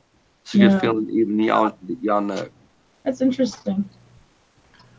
And Beth Hale says Crystal Pepsi she said Crystal Clear Pepsi, but I believe it was Crystal Pepsi was so good. I liked Crystal Pepsi back in the day. It made a comeback. I saw it on Grown at Home in West Virginia's channel. He had it in the background, and I was like, what the heck is up with that, man? Like, when did that make a comeback? And he was like, I knew you would be the only person to see that in the background. Well, you know, the only person that's really that's getting it made for them at all times when they ask for it, you know who that is? Yeah. That's the LA Beast. No way. Check out LA Beast and Crystal Pepsi. Just check it out, and you'll see. The first time I ever seen a Crystal Pepsi was when I grew up. Right down the road, about a quarter mile away, was the corner store, and it was like just at the corner of the nearest crossroads, and there was a lady named Dean Sasser and Clayton Sasser that run that, and on their anniversary, someone, which is also the release date, well, for me, the first time I could ever find Crystal Pepsi, it was also the same date was their anniversary was also the same date that somebody come in there and robbed them with $92 and blowed her head off with a 20 gauge shotgun. So when you say Crystal Pepsi, the next thing I think of is Dean and Clayton Sasser, which run the store below my house, the little country store. She lost her life the same day that I walked in there and bought a 2-liter of Crystal Pepsi. It was all everywhere. Before I got home, which was about 5 miles down the road, I got there, got the news, and we were on our way back because where I grew up was my grandmother's house and my uncle's house, which was in a wheelchair. We all run back with shotguns and stuff because Dean had got shot and killed on their anniversary, and we all went in there and staked out with shotguns to make sure, because of, you know, it's a quarter mile to the house and they didn't know where they went. Have a good night, Evan. Yeah, so yeah, Crystal Pepsi for me. Later, Devin. What's up, Batman? Batman. Howdy, Batman. The Beast brought it back. Yep. So Yeah, so this is merit to what I said, but it kind of went off of what Crystal Pepsi meant to me. But Mm-hmm. Yeah, when it first originally came out, I was drinking it all the time, and then was rather upset that it disappeared. me too. I kind of liked the Crystal Pepsi, but my favorite thing about Crystal Pepsi was the restaurant I worked at. We got free drinks, so I would drink Pepsi all the time. And this girl that would always get me a drink, her name was Crystal, and I would always be like, "Hey, Crystal, Pepsi," and then she would just grab my cup and go get me Pepsi.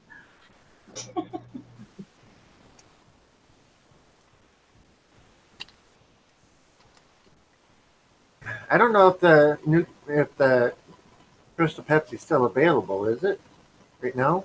It was a couple years ago. I think you can order it. Yeah, because Dave had new Crystal Pepsi just came out.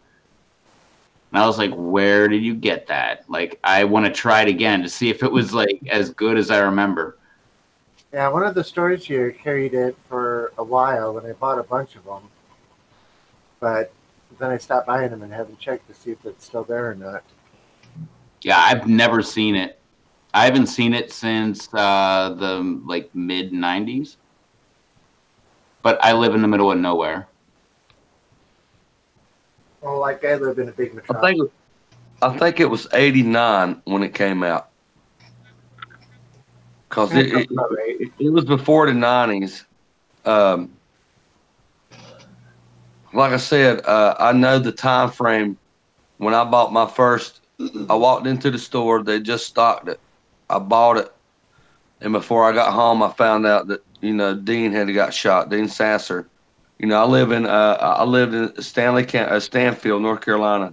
If anyone would collaborate and try to figure it out, Dean Sasser. I think it was 1989. That was when it come out. Because the first time I'd heard about it was we went to the beach and fished on one of the piers, and my cousin come back and he had a Crystal Pepsi, and I couldn't stand it, so I ran back. It was a long way. We were all the way out the end of that pier, and it went away all ways back. Well, as soon as I went home, I found out the corner store had it, and I had just got my license. I was 18. Whatever year I was 18. What year was I 18 years? If you were 18, that means I was 9, so that means it was 1993. So 17, 18 years old, yeah, is when it came out. When I was. If you were 18, then that was 1993 because I was 9. I don't know. That's not right time for me. I don't know. Anyway, crazy stuff. The number said 1864. Well, that's when I come off the Mayflower.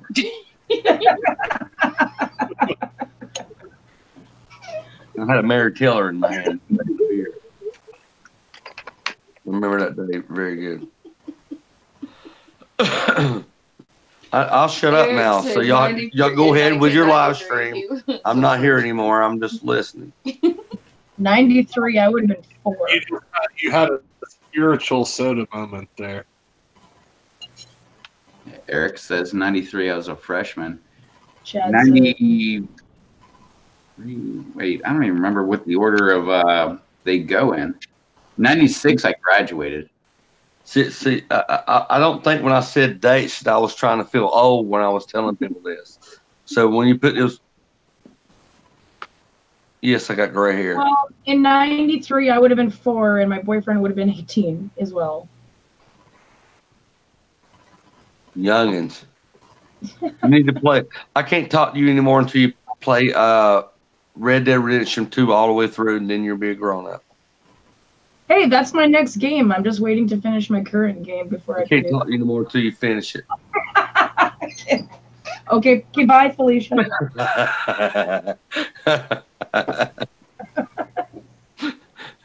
Look, wow, I'm old as shit. Got married. Chad the Walrus and Rip got married. I'm 44, people. I'm 35.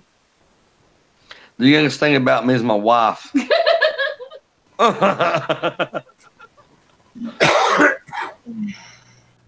Yeah, no, I'm only 40. I'll be 40 in 10 years. Jesus. See, I was a late bloomer, though, people. Come on. Stick with me. I listen to Michael Jackson and stuff. Yeah, but I graduated early. I was in college when I was 17. I was in university when I was 17 also, but I have a late birthday, so. I was in college, too. It's called School of Hard Knocks. Yeah. Oh, no. I graduated that school. I graduated high school in the 9th grade right before Christmas. I haven't been to school since 15, honestly. The teachers didn't know as much as I did, so I had to leave. Happy Pepper says he's got you by 10. If the teachers would only listen to me now. But he's throwing their age up. Everybody's 47. Omar, 24. Chatta Girl, Christina is 43. 35. Happy Pepper. So would you say 43, Bounty? No, Bounty's No. 44, so that would mean Happy's 54. I'm actually 25. I ate a lot of lead paint chips as a kid, so there's a little bit of time difference you got to hold back. You have to hold that in that consideration explains a of the formula where you think about how old I am. I ate enough lead paint chips that I knew it. I got to be 23. He's 23 with 21 years experience. I got a lot of experience being 23. Mm-hmm. Rob Schaller, you are not 50 yet, are you? Yeah, 6 months. Jeez. And Paula says 44 this summer, 44 for Gage, Eric's Eric, 36 for Beth. Hey, look at you. I'm just old enough to know that lying is not a hobby. It's not a pastime you want to reconcile with. That's Hey, how old Eric. I am. Hey, Eric, when do you turn 41? If you don't mind me asking. You can voluntarily give that information up. Just trying to see if I'm older than you or if you're older than me. By the way, I'm not giving that information up, so you don't have to. 45 in August, though. See, me and Batman same age. Yeah, me and Batman same age. Batman, you're almost older than me by a couple months. I'm supposed to be older than you, man. That's not fair, man. I gotta go to bed. I'm picking back. Eric's older than Rev, then. His birthday's in July. Oh, yeah. Yeah, he's older than me. Ah, look at you, old guy. You got me by like a month or 2 or 3 or 4 or 5 or something, whatever the number is.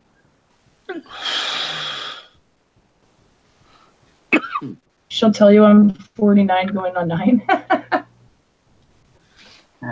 My mom would probably tell you I'm 40 going on, I don't know, 14, 15. I don't know what my mom would say. Nah, I'd say 18. What do you do? That's a weird thing about age. Like, I really have not felt any difference since I was like 18. Ever since I hit 18, I'm like, everything's the same. And the only thing that's different is like, now you can buy, anything tobacco related. Now you can buy anything alcohol related. Now you can run for a state representative. Now you can be a senator. Now you can be president. And here I am now, and I'm like, yeah, I still feel the same as I did like back when I could like first buy anything tobacco related. Yeah, I don't. My birthday is not like I don't do anything. I don't really care. Oh dang! Oh, it's bright. It just keep getting pinker. Yeah. So yeah, I said that. I didn't fall down while I said it, so I've done good. Now, I haven't let my dogs out, but this is my garage. This is where all the magic happens that I don't want nobody to see. Your garage. See, yeah, I have a garage door on this end, But you see, the chair's in the way. I can't get a car in here. But there's my that once was going to be my green screen stand, but then I decided that it's ugly. There's a lawnmower. But yeah, in the meantime, all that stuff has all these pretty pink lights, all these pretty plants that enjoy that light. Some of those are Batman sent me. Majority are what Rob Bloomberg sent me. And right now my teeth are starting to chatter because we have a freeze warning involved. And get your ass in the house, you damn dogs. Excuse me. I'm a dog owner. Come on. Now. My dog totally did not even wake up. Oh, wait, she did when I talked. I don't even know if I got dogs anymore at this moment. Dogs in the house. Hold this so I don't get animal abuse. Yep. Mm-hmm. You can tell I have dogs because you can't help but hear the snoring. Mine are still living. They need to come home.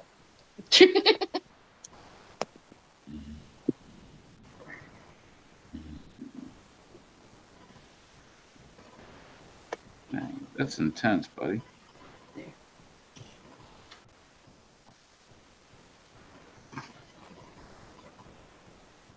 Welcome back, Brandon. So, Brandon.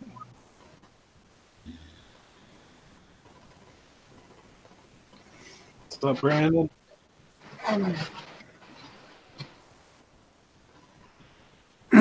Well, I think I'm probably going to call it a night here. It's been a long day and everything else, and I'm starting to fall asleep as I'm sitting here. Homie, I got one more thing before you go, man. You need to know. It's cheaper to pee on ground than it is to flush toilet. I had to get that out.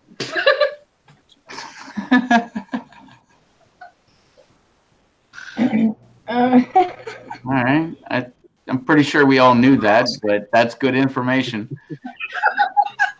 Yeah. That's why I'm getting a Go Girl.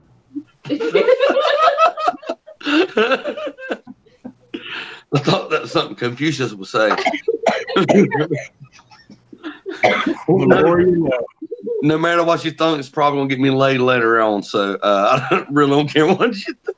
I love that Blumberg. The more you know. Jokes on me. Yeah, man. Remember those back in the day? The more you know, the more you grow. Yeah. That was what made me sad. I'm just a shower. You know. Or, what was the other thing? Now you know, and knowing's half the battle. G.I. Itty Bitty. I remember that cartoon. Did I say it right?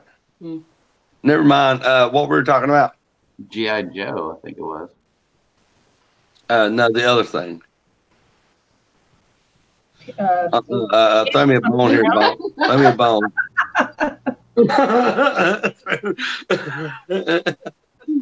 Alrighty. I'll catch you guys later. All right, Rob. Take it easy.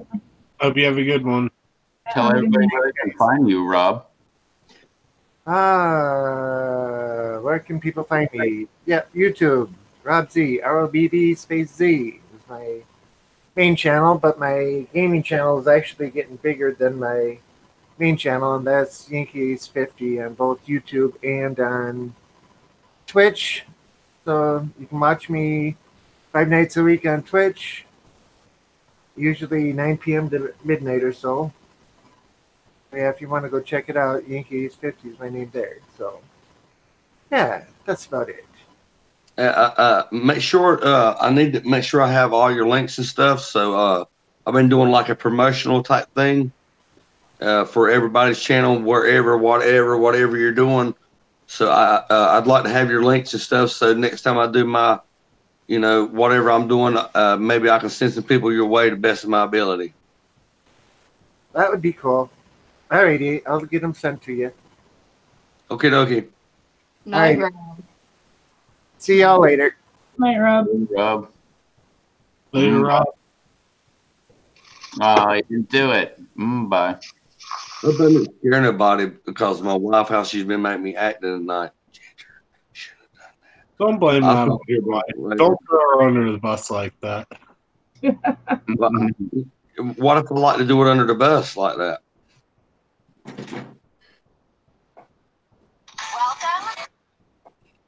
I didn't say that. My dog hit a button on my chair and it made my chair do stuff stupid. So if I did offend anybody right then, it was my dog. I'll have a talk with him later. Later, Batman. See you, Batman. What's up, Batman? Later, Batman. I didn't even see Batman in there. Cauliflower. Man, I guess he came in while I was gone. Oh yeah, he came in when you were gone. Yeah. There he is, Rob Z. Bye. Later, Rob. Cheers, everybody. Cheers. You know, I'm gonna have a good time, but if you invite me on, you got to know that I'm silly as Billy, that just got a wet willy. I'm trying to think of more words that rhyme with that, but I think you understand what I'm saying. Yeah.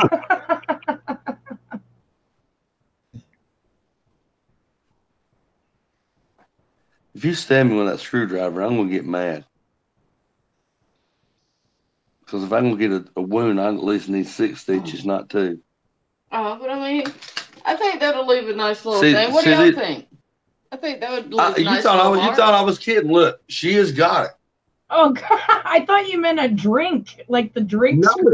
No, this is Southern life. You talking? I heard some other Canadians the other say, "I want to move to America." Hell, I have to keep it chill. They keep this lady at bay. Look, she's already on guard. She thought I was trying to get her, and I'm not. I mean, I'm a man, but I'm trying to live too. Like, I mean, just because she's got 2 tits and something that I like to hug and kiss. Or excuse us, we got to talk about some things. You see how quick it changes? I keep a Phillips at all times. She keeps flathead.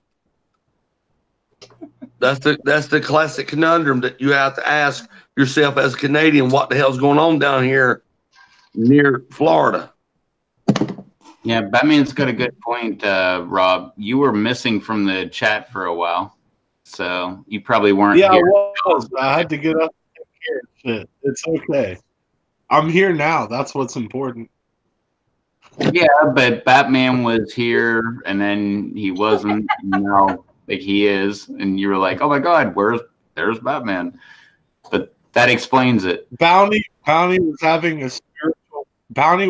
a spiritual moment talking about sodas, and I couldn't interrupt it, and I had to get up for a minute. Now I'm back. Spiritual moment about sodas, and you were like, "Oh my God, I gotta go to the bathroom." I'm yogurt of the soda. I mean, yeah, I went to the bathroom, went and did other shit. I mean, I was around, but I wasn't. But now I am. The Swartz is with me, and you know that. Yep. What is the green drink? It's the fucking green drink, man. Cheers. That's all it is. St. Patrick's Day all over again? Something like that. That's what made me. A month ago? 2 weeks. I'm scared. Talk.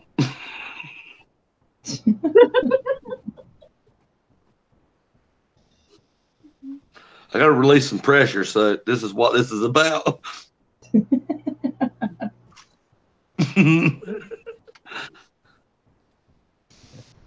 Oh man.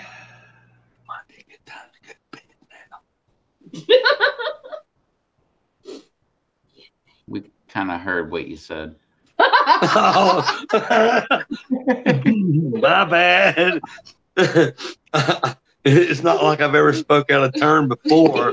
The funny thing was, I'm kind of hard of hearing, so I didn't actually hear what you said. But I know that you said something, so I just called you out on it and just acted like what you said.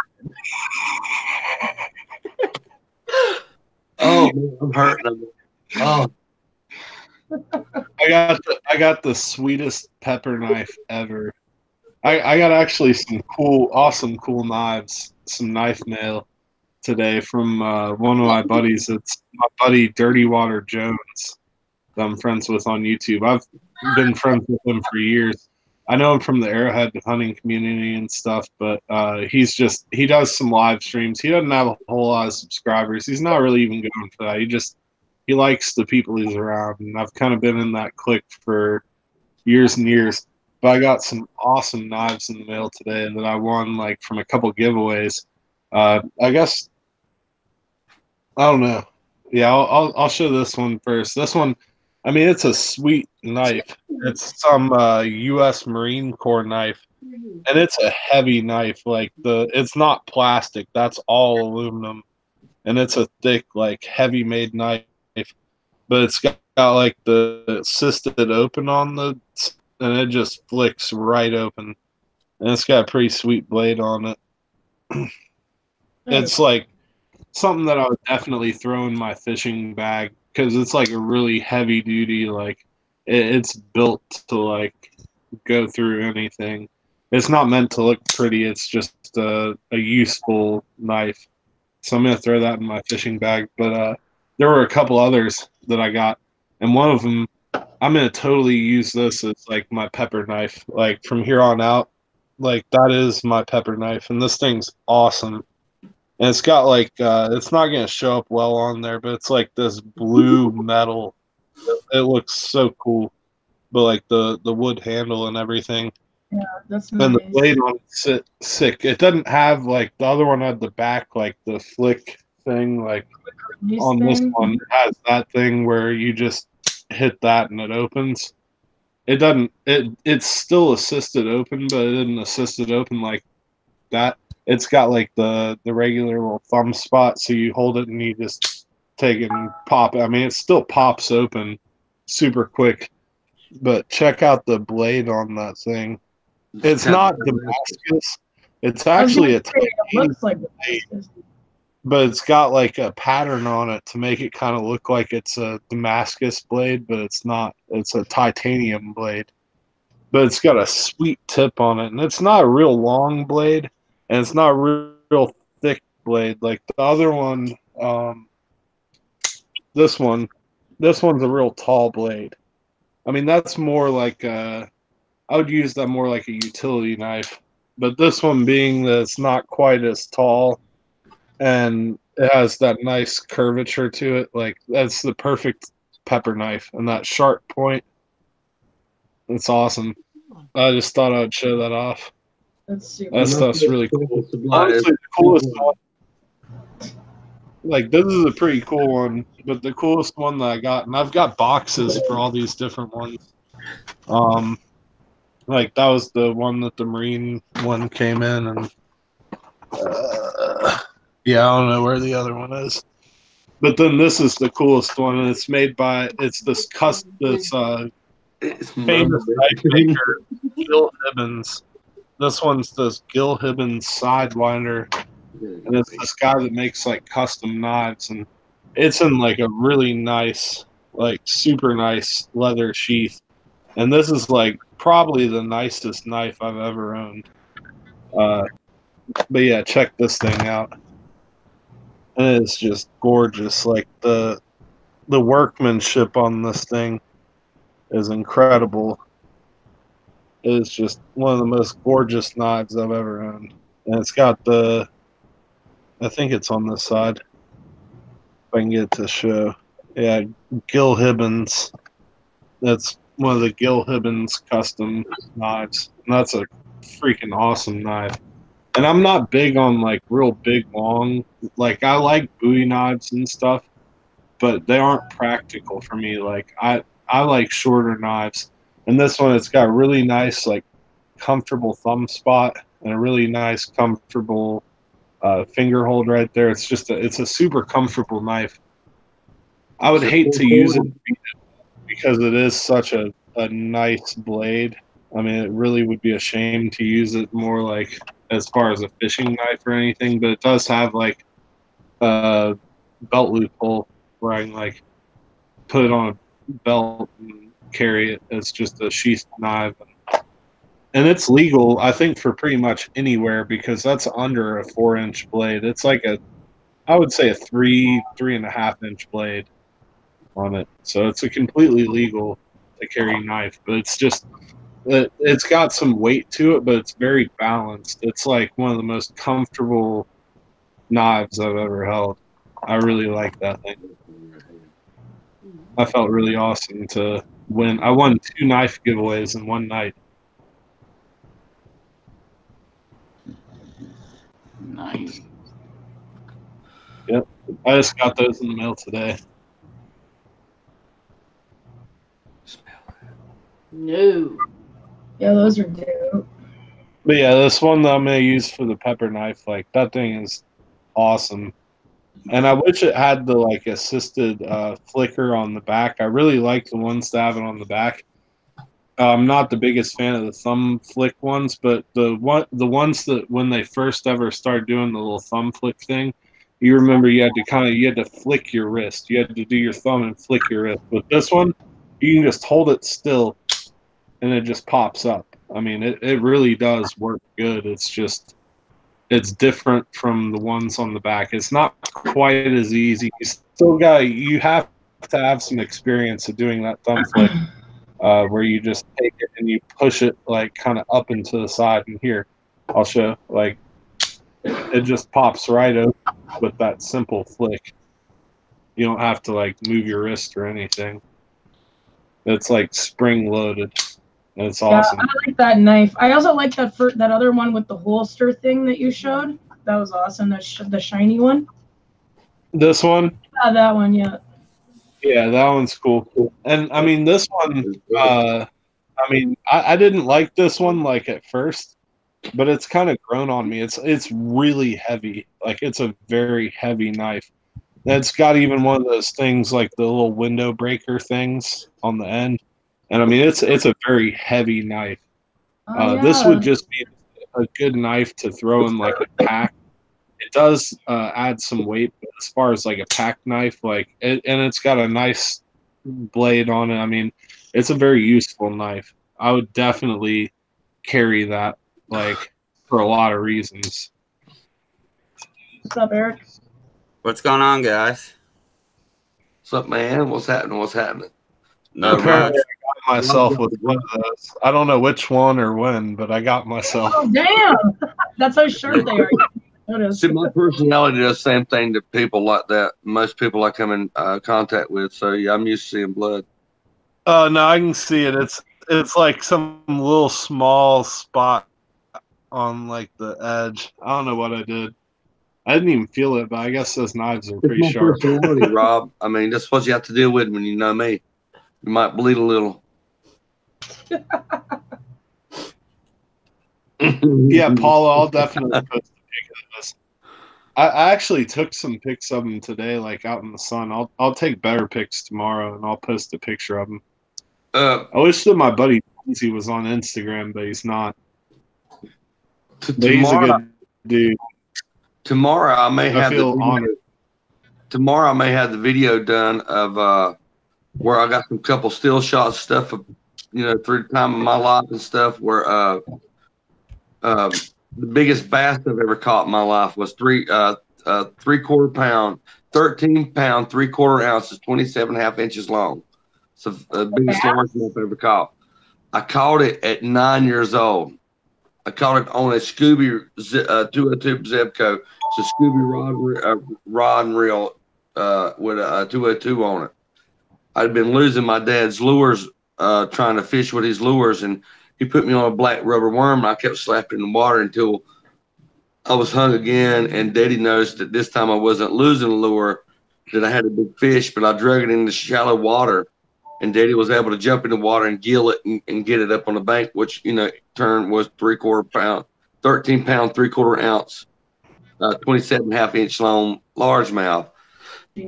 I've got a picture of my dad. That's what I'm waiting on. I got the picture of my dad holding it, but I don't have the picture of little me holding it. And I'm waiting on to get the photo of that to put in it so I can show, how big I was to the first largemouth, what spawned me into be the fisherman I am now. So it's my only bragging rights of big fish. The other bragging rights is the big old set of antlers. It sits right there above threshold of that door right there where I make all that big blood. But, oh yeah. So what was I saying? You lost me at antlers. Sorry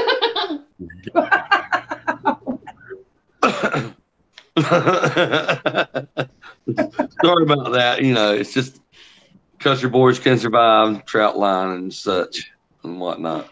You lost me at antlers. Bounty, you know how have you ever caught a big largemouth? And when I say a big largemouth, I'm talking like a big long one, but they're like thin and skinny, like top to bottom skinny and side to side skinny.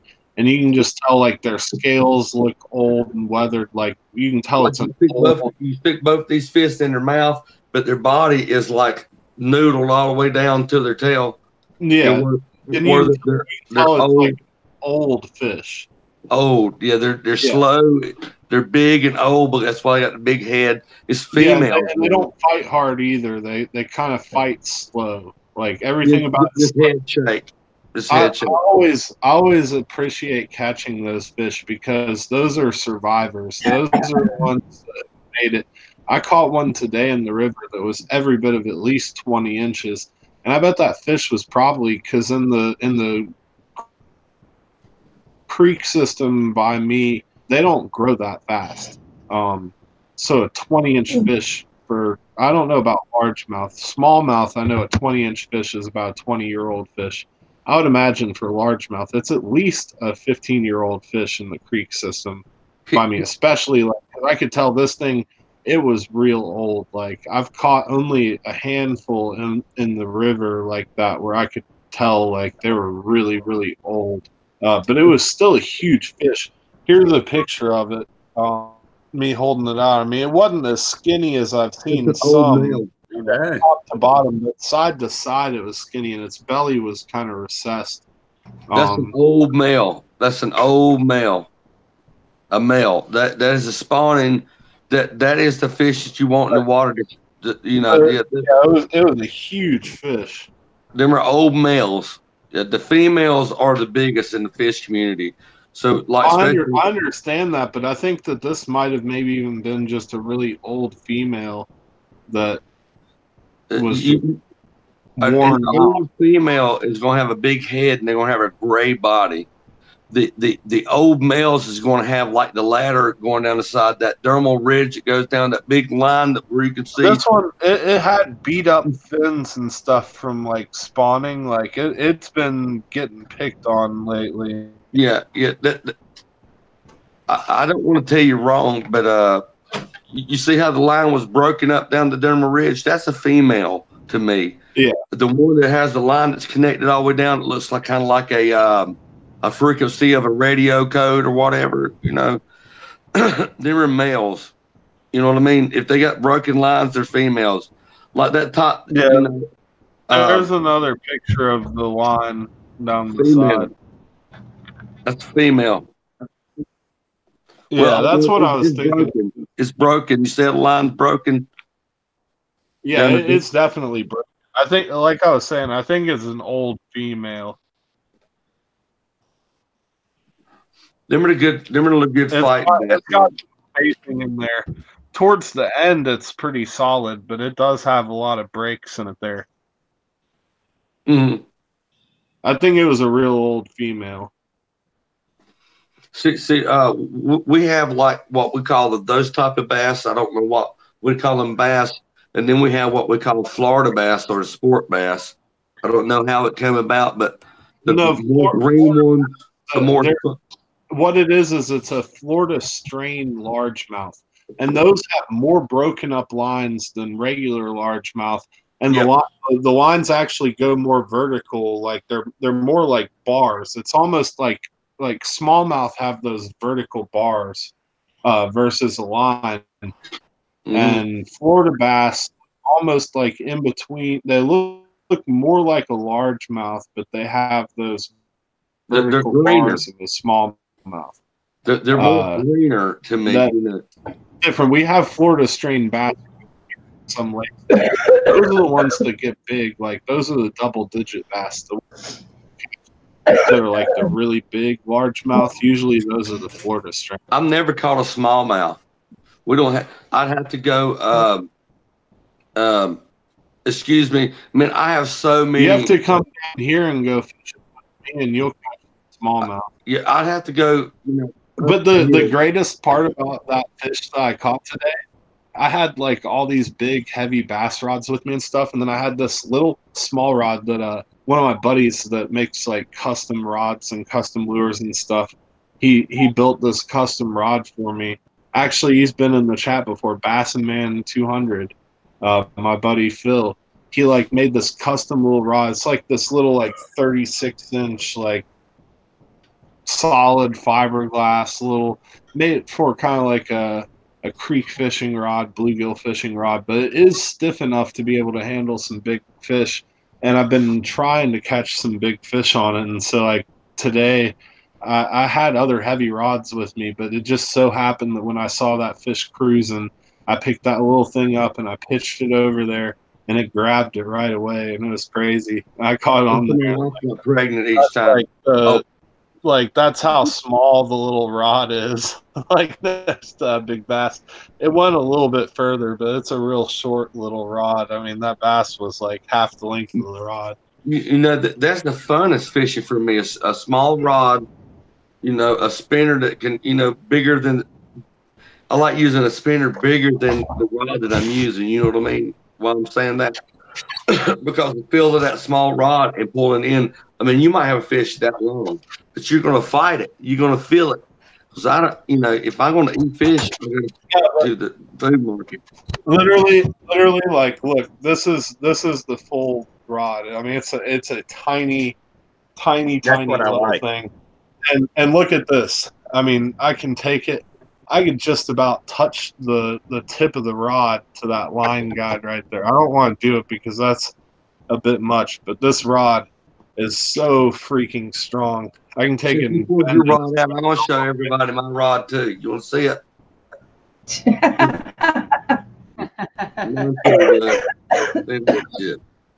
That's an ugly stick, isn't it? It is. That is an ugly stick. It describes a lot. But look how big that spinner is on there. I mean, it's El Cheapo Shakespeare. You know, the only thing this thing knows is reeling in and what light shines from yonder window. But yeah. See, Bonnie, look at that. I got me an ugly stick right here. This is one of the little ugly stick ultralight 4 foot 8 inch ones. This is a one-piece rod, and like, see, look at this. Look at how much I can bend that. Look at that tip, and then wait, look at this curl up here. But I mean, I could bend it further. But I don't want to break it. What's up, SHL TV? What's up, Auntie? And have a good night, Gage. I mean, how many people? Look at this. Rob's small, ugly but rod. This little tiny rod. This is a solid fiberglass rod, and like I said, my buddy like handmade this, and he did all the wrapping, all the thread wrapping and stuff, like the guides. Like he completely built this. I put the reel on there, but like all the components, like the handles and everything, like he set all that. He bought he makes rods, and anybody that ever wants any rods built, like if anybody ever was looking for a custom rod, like I know a guy, and you can get whatever rod blank you want, whatever guides you want, whatever anything, and he can build it just like perfect. And this is one of those ones, and I wanted just like something small that was strong, where I could catch big fish on it, but I could also like use it and enjoy it, like catching little bluegill. And this is awesome. That bass, I caught that bass I just showed on this little tiny thing. That was so awesome. One more time. I'm going to do it one more time. You're going to end up with fiberglass in your mouth. Yeah. Look, you see that? Oh my gosh.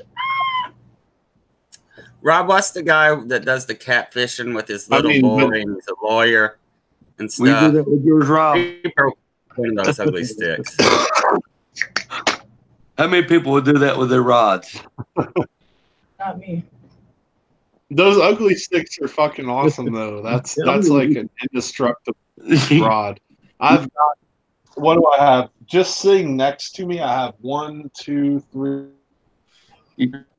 4, 5, 6, 7, 8, 9. I have 9 ugly sticks sitting next to me. I probably have another 4 or 5 out in the hallway. I have like a dozen ugly sticks. The biggest villain to an ugly stick. You see that thing right there? Put it on high and see what happens. Don't care what you got. Now you have a 2-piece rod set that you wish that you had not stuck it in there to make such happen. I unplugged all mine. I do not need them anymore.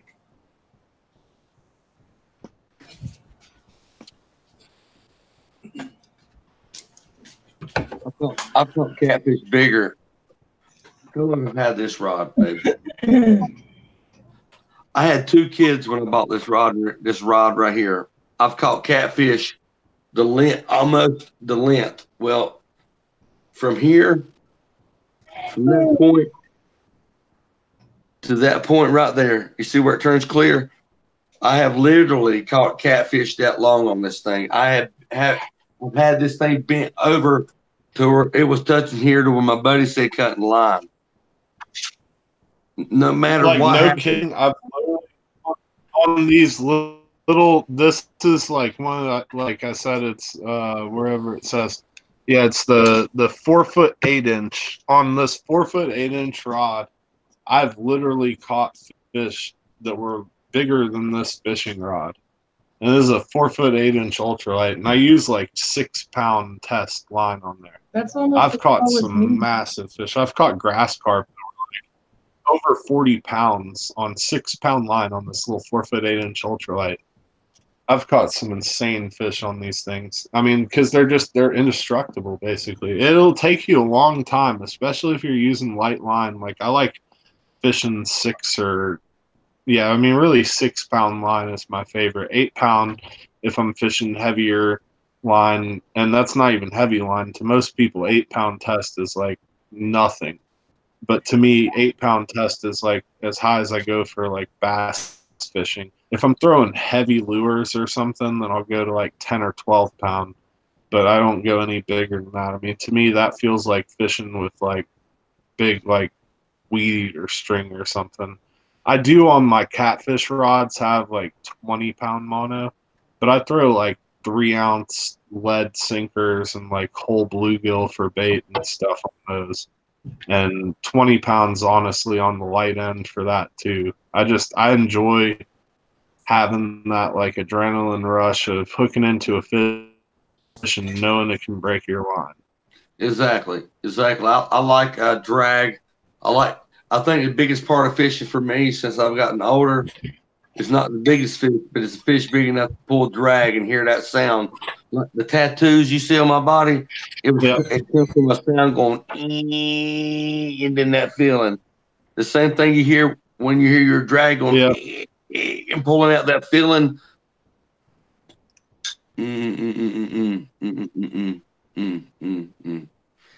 Well, another good feeling is when you hit one of those spots to where every time you cast out, you're getting one. That's always fun too. I'm telling you right now, I'd pay big dollars to fish in the spotlight. I mean, I found places where I need a boat to go fish that. I don't have a boat, you know. If I did, I'd be like that all the time. But fishing is my favorite hobby. The biggest part about fishing now is that all my kids want to go with me, but none of them want to touch bait or fish. So you end up babysitting at that point. Well, like I'm saying, it don't matter if it's windy and which way it's coming from. It's still going to suck. Yeah.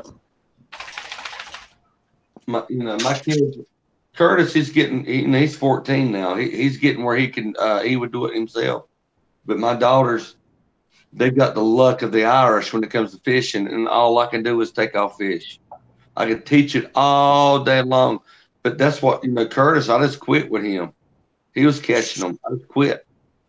But Nova and them, they'll throw the whole rod and reel down, tear it all to hell. But No, but I've been letting her fish this. My oldest daughter, I let her fish with, this one. You understand what I mean when I say this one? Look, this is this end. There, here it goes around. And she comes over there and she goes, Daddy, I got a fish. Pick it up. Snap! Break the line. Be like 14-pound test. Be a 2-pound bass. She's like, you throw him in the water? Oh, man. Google. Do I throw him in the water? It's like, put your phone down, these days. Technology is a curse to ruin all of mankind. My wife, too. My wife be like, I give her my lucky rod. What happened to it first time? It was that spring morning. It was so warm. The water was like 58 degrees Fahrenheit. They didn't test the water. I did to go get that lucky rod back. Am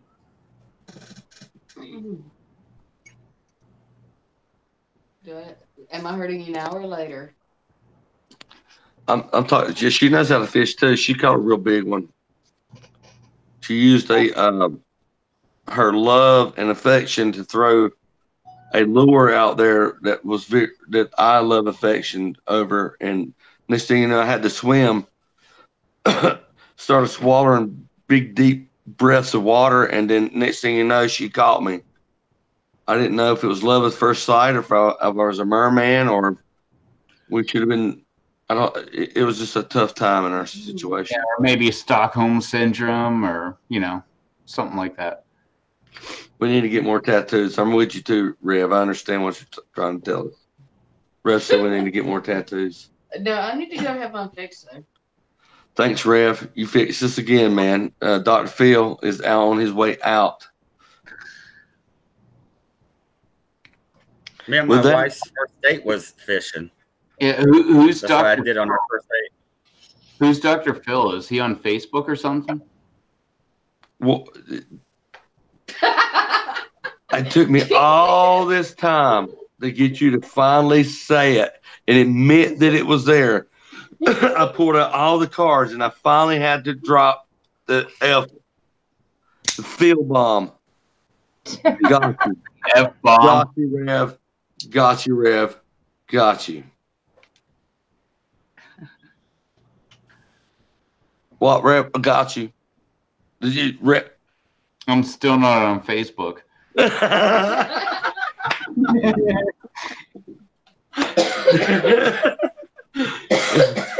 my job is here done. Fuck. I've been hired by. If I was on Facebook, Susie would be reading my stupid post right now. See, Rev, let me go ahead and let you know. I've been putting a post for a long time. Get me to say something that someone else wouldn't say. Sue, Rob, Eric, and all these people are in on it. They paid me 6 months ago to get you to say Facebook. What's Facebook?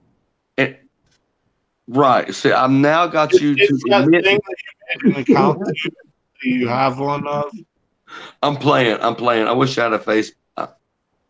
Like I said, when I go camping, this is my favorite tool. You can twist it and turn it.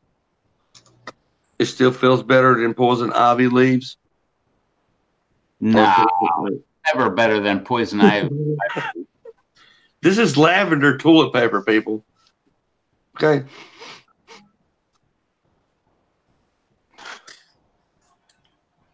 At least we progressed from going to toilet paper from corn cobs and pebbles and rocks and stuff to wipe our butts with.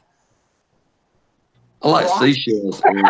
Rocks. Oh, the 5 shells? Yes, the 5 shells off of that one movie. Demolition Man. Demolition Man, yeah. We were talking about how they cleaned them now, did they? Bet they had a lot of dishes, didn't they?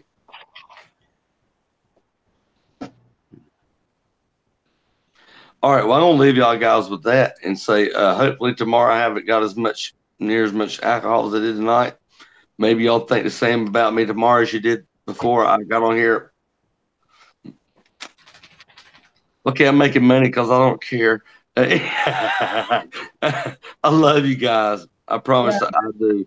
That is one thing that I will not joke about. Y'all guys are the greatest. And it's $1. You're awesome too, Bounty.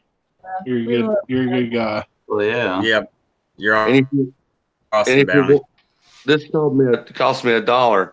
And when I run out of beer, I gotta get lit. This is called a Bounty Secret. This is the hell? This is heavy. All right, the sucker.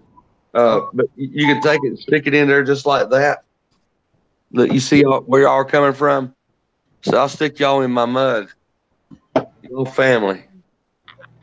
Take it easy. Hit myself. But I love each and every one of you. And if I ever get so drunk that I offend you, take a deep breath and say, damn, he was drunk. And we'll go to the next day, okay? No, but I agree with what you were saying on your live stream, adopting the whole thing, which I've been doing with a bunch of my live streams, just telling everybody that's in the live stream, like you said earlier today, I don't like walk down the street like talking to people like, hey, I know you, like I love you. Like, but no, like all the people that are in the live stream, everybody with a fucking wrench, everybody that's on the panel. No, I absolutely love all you guys. And like, you're not only friends, but you're like beyond friends. Like you are like way more than friends. Bounty's definitely family. I'm just going to go ahead and say Bounty's family. Exactly. Yeah. I accepted Bounty in his family when I first met him. I was like, me and him are definitely related somewhere down the line, and he's definitely family to me. Rob, I was thinking that same thing. That's for you, Eric and Rob both. Just a little taste. No, what I mean, if I offend you today, I'll still love you tomorrow, and I hope that the offense of the day, you know that that's Bounty. God darn, look at him, man. Look at me, man. If you don't think that I've been laughed at and maybe felt bad before, well, that's the other thing that I was like connecting with you on that. Like me and you, like you were saying, you're a comedian. I am not a comedian. I have the heart of a comedian. Like there is nothing that you can say to me that I will take offense at. Like you could just make some messed up comment to me, and I'd be like, okay, well that guy's just a freaking idiot, and I don't care what they say. But like Bounty could just make some weird joke about just the way I look, and I'd be like, man, I do look like that. That's freaking hilarious. Like, no, as long as it's funny, I'm all with it. Like, that's where I have the heart of a comedian. Like, I don't care if it's offensive. I don't care how horrible it sounds, how bad it is, or anything like that. As long as you've got a small amount of truth, I am all about it because you got me. Like, that's just where I am, because that's what comedians do. They look at everything and they look at whatever is true, and that's what they focus on. And that's where I'm at. So I'm right there with you on like the whole comedian part. I don't call myself a comedian because I don't think I'm good enough to be a comedian. I would love to. I've tried to do stand-up, but I got to drive like 2 hours to do it. So like, yeah, I just can't do that kind of stuff. I'm definitely not stand-up material, but spontaneous. Man, you seen a little video where I done live where my dad was involved, and you see how long it took for me and him start bouncing off of one another, some comedic type thing. You know, my dad was the comedian of his family. All of them. Everybody knew that when you had my dad around, somebody was going to laugh, somebody was going to be offended. Okay, bottom line. I'm trying to put both right there. Well, I believe it was. I think it was. Dang it, I'm blanking. What the heck is his name? Blumberg, you having fun over there? Yeah, yeah. I can't remember his name, but he said that like the knife master over here. We got knives. I can't remember his name. I mean, it should be right there in the forefront because he is such a great comedian. I was out of control there for a minute. Sorry, excuse me. Go ahead. What was that? Gigantic black guy, died of diabetes. Oh man, Michael, the Green Mile. No, I almost had his comedy special. But whatever. He said that comedy should be like I believe he said like 60% of the people should be laughing and 40% of the people should be absolutely disgusted by what you said. That's not that like Bruce dude, is it? Or whatever? No. It's oh man. Bill Burr does a benefit for him every year because he died, and it's for his family. Like they do a benefit to like keep on paying for the family that is living on. I cannot remember Patrice O'Neill. Thank you so much, Pedro. There you go. Yeah, Patrice O'Neill said that. I can't remember if the numbers are exactly right, but it was something like 60% should be completely laughing and like 40% should be completely disgusted by what you said. But that's comedy. Yeah. Exactly. And that's like the mindset that I've always had. That's why I started doing live streams in the first place. I wanted to do podcasts. I think the hardest part I'm having right now is conveying how big these antlers are right now. Let's say a 32 door. Okay. That's antlers that I shot. The deer's fine, man. His antlers fell off. I scared the shit out of him at the tree. Yeah, I can see that by the piece of the skull that's still connected. Bounty, you'll get a joke. You'll get this joke. You'll get a kick out of it. One of my buddies, my buddy Catman Outdoors, that I'm friends with, that he was saying like, because I saw like some skull that we found like in the thicket. And he said that somebody, like, I was joking, made some joke about it, and he was like, "Oh, I know somebody that actually, like, he posted like a few different skulls, like, dead shed that he found, and this dude posted these skulls, and they had like huge racks on them and stuff. And he's like, "Oh, these are gonna be like great deer next year," and just posted it like on Instagram, like as a joke, and there were people there that were like, "That's a freaking skull, like those aren't going to come back." But he literally posted like they were full skulls that he had found like dead shed. But he posted and he was like, "Oh, found some awesome shed this year. I can't wait until next season. These ones are going to be monsters." And they were just like skulls. Yeah, all the deer I ever shot at, they just dropped their antlers right there. So I said, "Hell, this shit." Well, that one that you showed had part of the skull attached, but that just made me think about like somebody that my buddy knows that actually posted pictures of like just like full skulls with the antlers and everything, and he like said he found some dead shed, and he was like, "Oh, these ones are going to be monsters next year," like as a joke. But people took it seriously in the comments, and we're all like, "That deer is dead, it ain't going to come back." Like, but it was just funny. Anybody that knows how that works that's funny. Yeah, Bounty, that's a big spread on that those antlers. I got one over here right by my front door. It's got 14.5-inch brow tine. It's an elk. No, it's not. It's a whitetail. I shot it in Oklahoma. It's one of the biggest. The one that you have shown on the side is elk. I haven't ever seen the whitetail. No, this is an elk right there. That's a 14-inch tine right there. Not brown, but the the main one. A 14-inch on that end.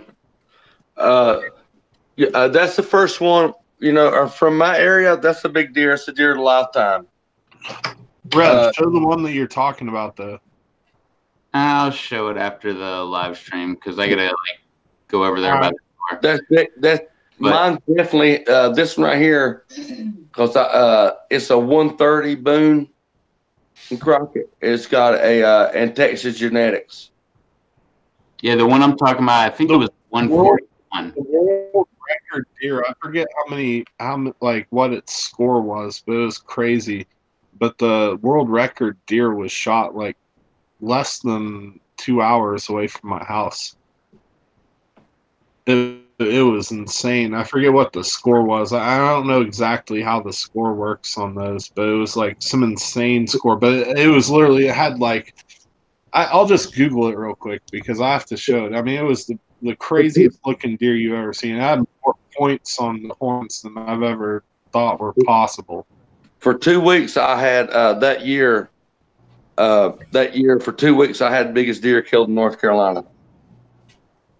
Yeah, mine's not from North Carolina. Mine's from Oklahoma. I got one over here and one over there from Oklahoma, and that obviously the elk was from Colorado. But that one, I field dressed it to drag it because we drug it 300 yards up a ravine because I was hunting down in some crap, man, and just happened to come across and then just happened to come up there.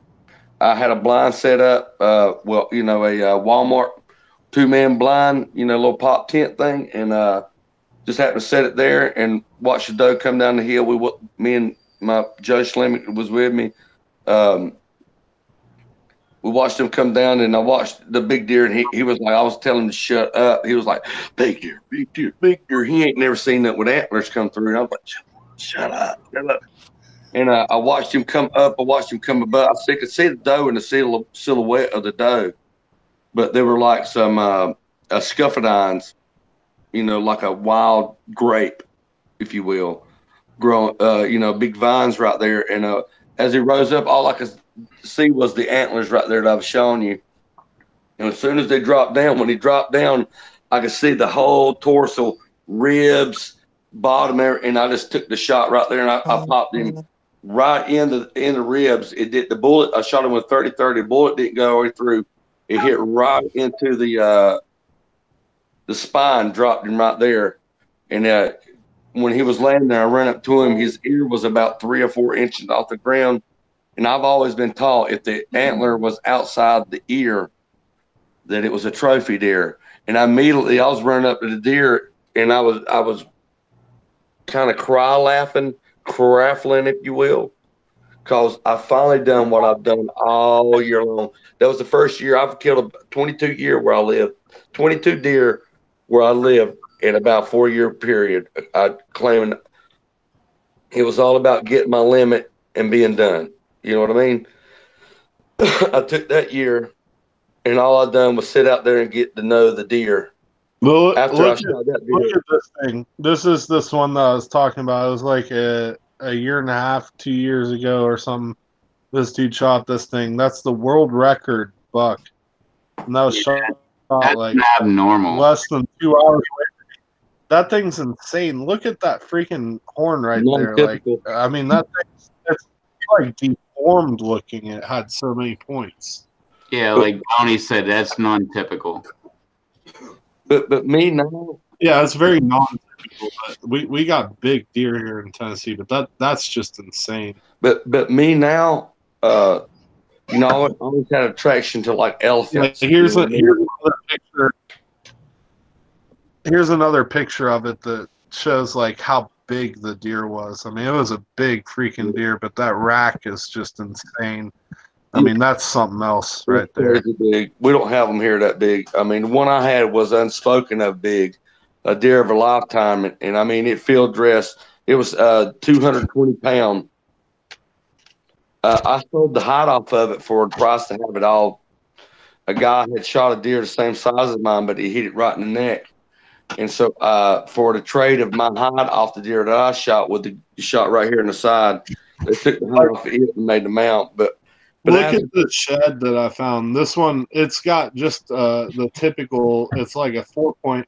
It would have been a big broad 8, but it's got more points than just these. But look at how tall those tines are. Like, it's got some really tall tines. But what makes this one cool is look, Bounty. Look, it's got the big main 4, but then it's got one there, and then it's got one here, and then it's got 2 more down at the bottom, 2 more sticker tines down at the very base. Like, that thing was a monster. Like, technically, each of those count for a point. I've heard the redneck way of doing it is if you can hang a ring off it, it counts as a point. Exactly. So going by redneck term, if you can hang a ring off it, you can hang a ring off this one plus these 2. So there's 1, 2, 3 plus the main 4. Like, that thing's a monster. If the other side was matching to this, I mean, what is that? That's 4.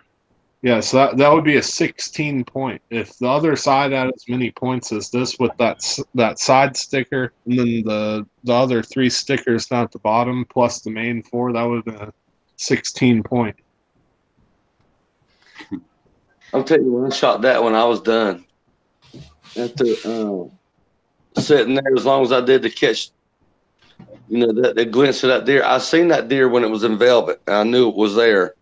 And I was hunting long enough to know that if I stayed around the same spots, that I would be, it would come through again. And but the antlers didn't look the same to me when I first when I first shot that deer. But after I shot it and I walked up to it, I knew it was a deer that I'd been looking for. But sitting in we figured out. I said a total of 70-some hours in the woods looking for just that buck in that area, not including the part where on the other side of the field that I was hunting. I'd gotten a relationship with the deer, the does with the yearlings and stuff. I was hearing sounds and stuff that I didn't know that they made, like little squeals and little noises, and watch them bounce around, knowing that if I sit there long enough that either that they were in heat, would call that being their heat, that would call the deer up that I was looking for, or I knew that I needed to watch them. By the time I'd killed this deer, that I couldn't kill another deer. We'll put this back up there. I couldn't kill another one because I've always had an infatuation with elephants, because you always hear that elephants never forget. I had things that in my mind when I was a kid that I made sure that I would never forget. It's kind of put me in what I am in my adulthood now. But sitting there with those deer reminded me that even though that, I had an infatuation with a certain animal like elephant, that deer are the same way. If you understood how social they are and how much fun that I watched them do with each other, knowing that was, because I'd hunted, we were there 8 years. I hunted every year there. I grew up as a hunter as they grew up as what I was hunting. And it wasn't long that I lost all will to hunt. Now I still love to fish. I don't, but as far as doing that again, that's my trophy. I'll never get rid of that. I keep it over my door for good luck, like a horseshoe holding it in luck. But I know with that right there that I'll never take another one unless, my family depended on me doing that. You know what I mean? That is the sport that I'm getting out of what I have right there. The biggest thing I can show you that I've done it. I can tell you that I went through a lot of hoops to get that, to show you that. But I can tell you the other side of it is to be able to get that, what I got from here in my area. I had to become part of the deer community to meet. There's some wise suckers, man. If you get a deer that's got antlers size that big around in my community, as many as hunters they are, and where I was hunting, if you get one that big, they're smart. You got to outsmart them. It would almost be like me hanging out with you guys and taking out the most popular, because that was the sport that I was. You understand? And does that make any sense? I'm glad Red's more popular than me. You're next, Eric. But I don't want to sound silly, but my antlers are a trophy and a reminder. Oh yeah, it's always a reminder. And that's what I used my reminder for. I remember those sounds that I didn't know. I've always heard of grunting and all that. I remember the sounds of the little ones, and then I started associating my family. What if there was a something that flew by? Like, drink it up, see how fast you can get it down. That's the question, Rob. Well, yeah, I'm chill. I've been getting it down plenty fast. Yeah, let's go ahead and end this up. So, tell everybody how they can find you. You can find me on YouTube and Facebook. Really, Eric? How? Google my name. Oh yeah. What if I Google Beth Hale? If I find her on Facebook, I will find 300 Beth Hales on YouTube. And you can find me on Google Plus. Yeah, until tomorrow. We'll see. I mean, it's still there. It is tomorrow right now. Yeah, it's today. Not for me. I haven't looked currently, but I was looking earlier. I mean, even before it started and stuff, Google Plus is still working. I'm curious to see. Yeah, Google Plus is still there. I still got. You can find me on Edmonds Fitzgerald. People are still posting on Google Plus, so. Yeah, go to Rob Blumberg on YouTube and ask him why the hell he hasn't put up a YouTube video yet. He's missing out. Dollars. Susie? Facebook and YouTube. And Instagram, actually. But I'm not really on there. Yeah, I'm on Instagram, too. And MeWe. I'm on MeWe technically, but I'm not ever on MeWe. I'm going to start using MeWe if Google Plus ever goes away. I'm still not convinced it's going away until it goes away. But if you really want to, you'll find me. So. All right, Bounty? You gotta look for me, you'll find me. You can find me in the listings of Dillon County Correctional Facilities. Am I talking about the right thing? No.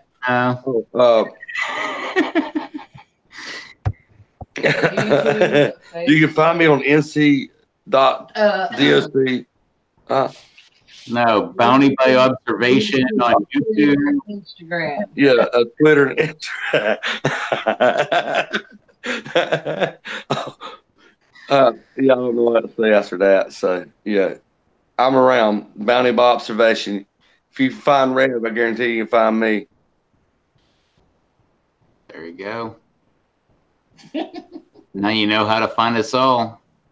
So, yeah, I'm taking Bounty's look on everything. And, yeah, I'm going to go ahead and say, yeah, we were live. It was awesome.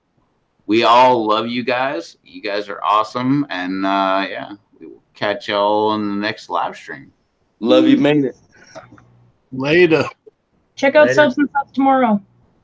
Yeah, Soaps Yeah, and Such Soaps and Such. Gordon Talk Live Tuesday. Soaps and Such and Such. Yeah, and then Bounty on Wednesday, and then Batman on Thursday. Make it Wayne. Yeah, we're gonna have Dojo on. We're gonna have one of my buddies I met. He's a grower from across the pond. The Atlanta awesome. That is. Yep. He's gonna join on Wednesday. Yeah, he's gonna join with us at Dojo. I think you'll probably. Yeah, he was in chat. He's been in chat. He's gonna join with us. He's a big time grower, just like all of us are. I think it'll be a good. Down to join. Yeah, I'll see you Wednesday. I'll definitely be there in the chat. Heck yeah. Yeah, all of y'all welcome to join in. Lisa's showing up at the very end because she's been lurking the entire time. What's up, Lisa? What's up, Lisa? All right. Well, yeah, Love you, Lisa. for us, yeah, we're out of here, and I'll leave all the last words to everybody else on the panel. Love you, mean it. Love you guys. Peace. Tacos for life. Peace. Bye. See y'all later.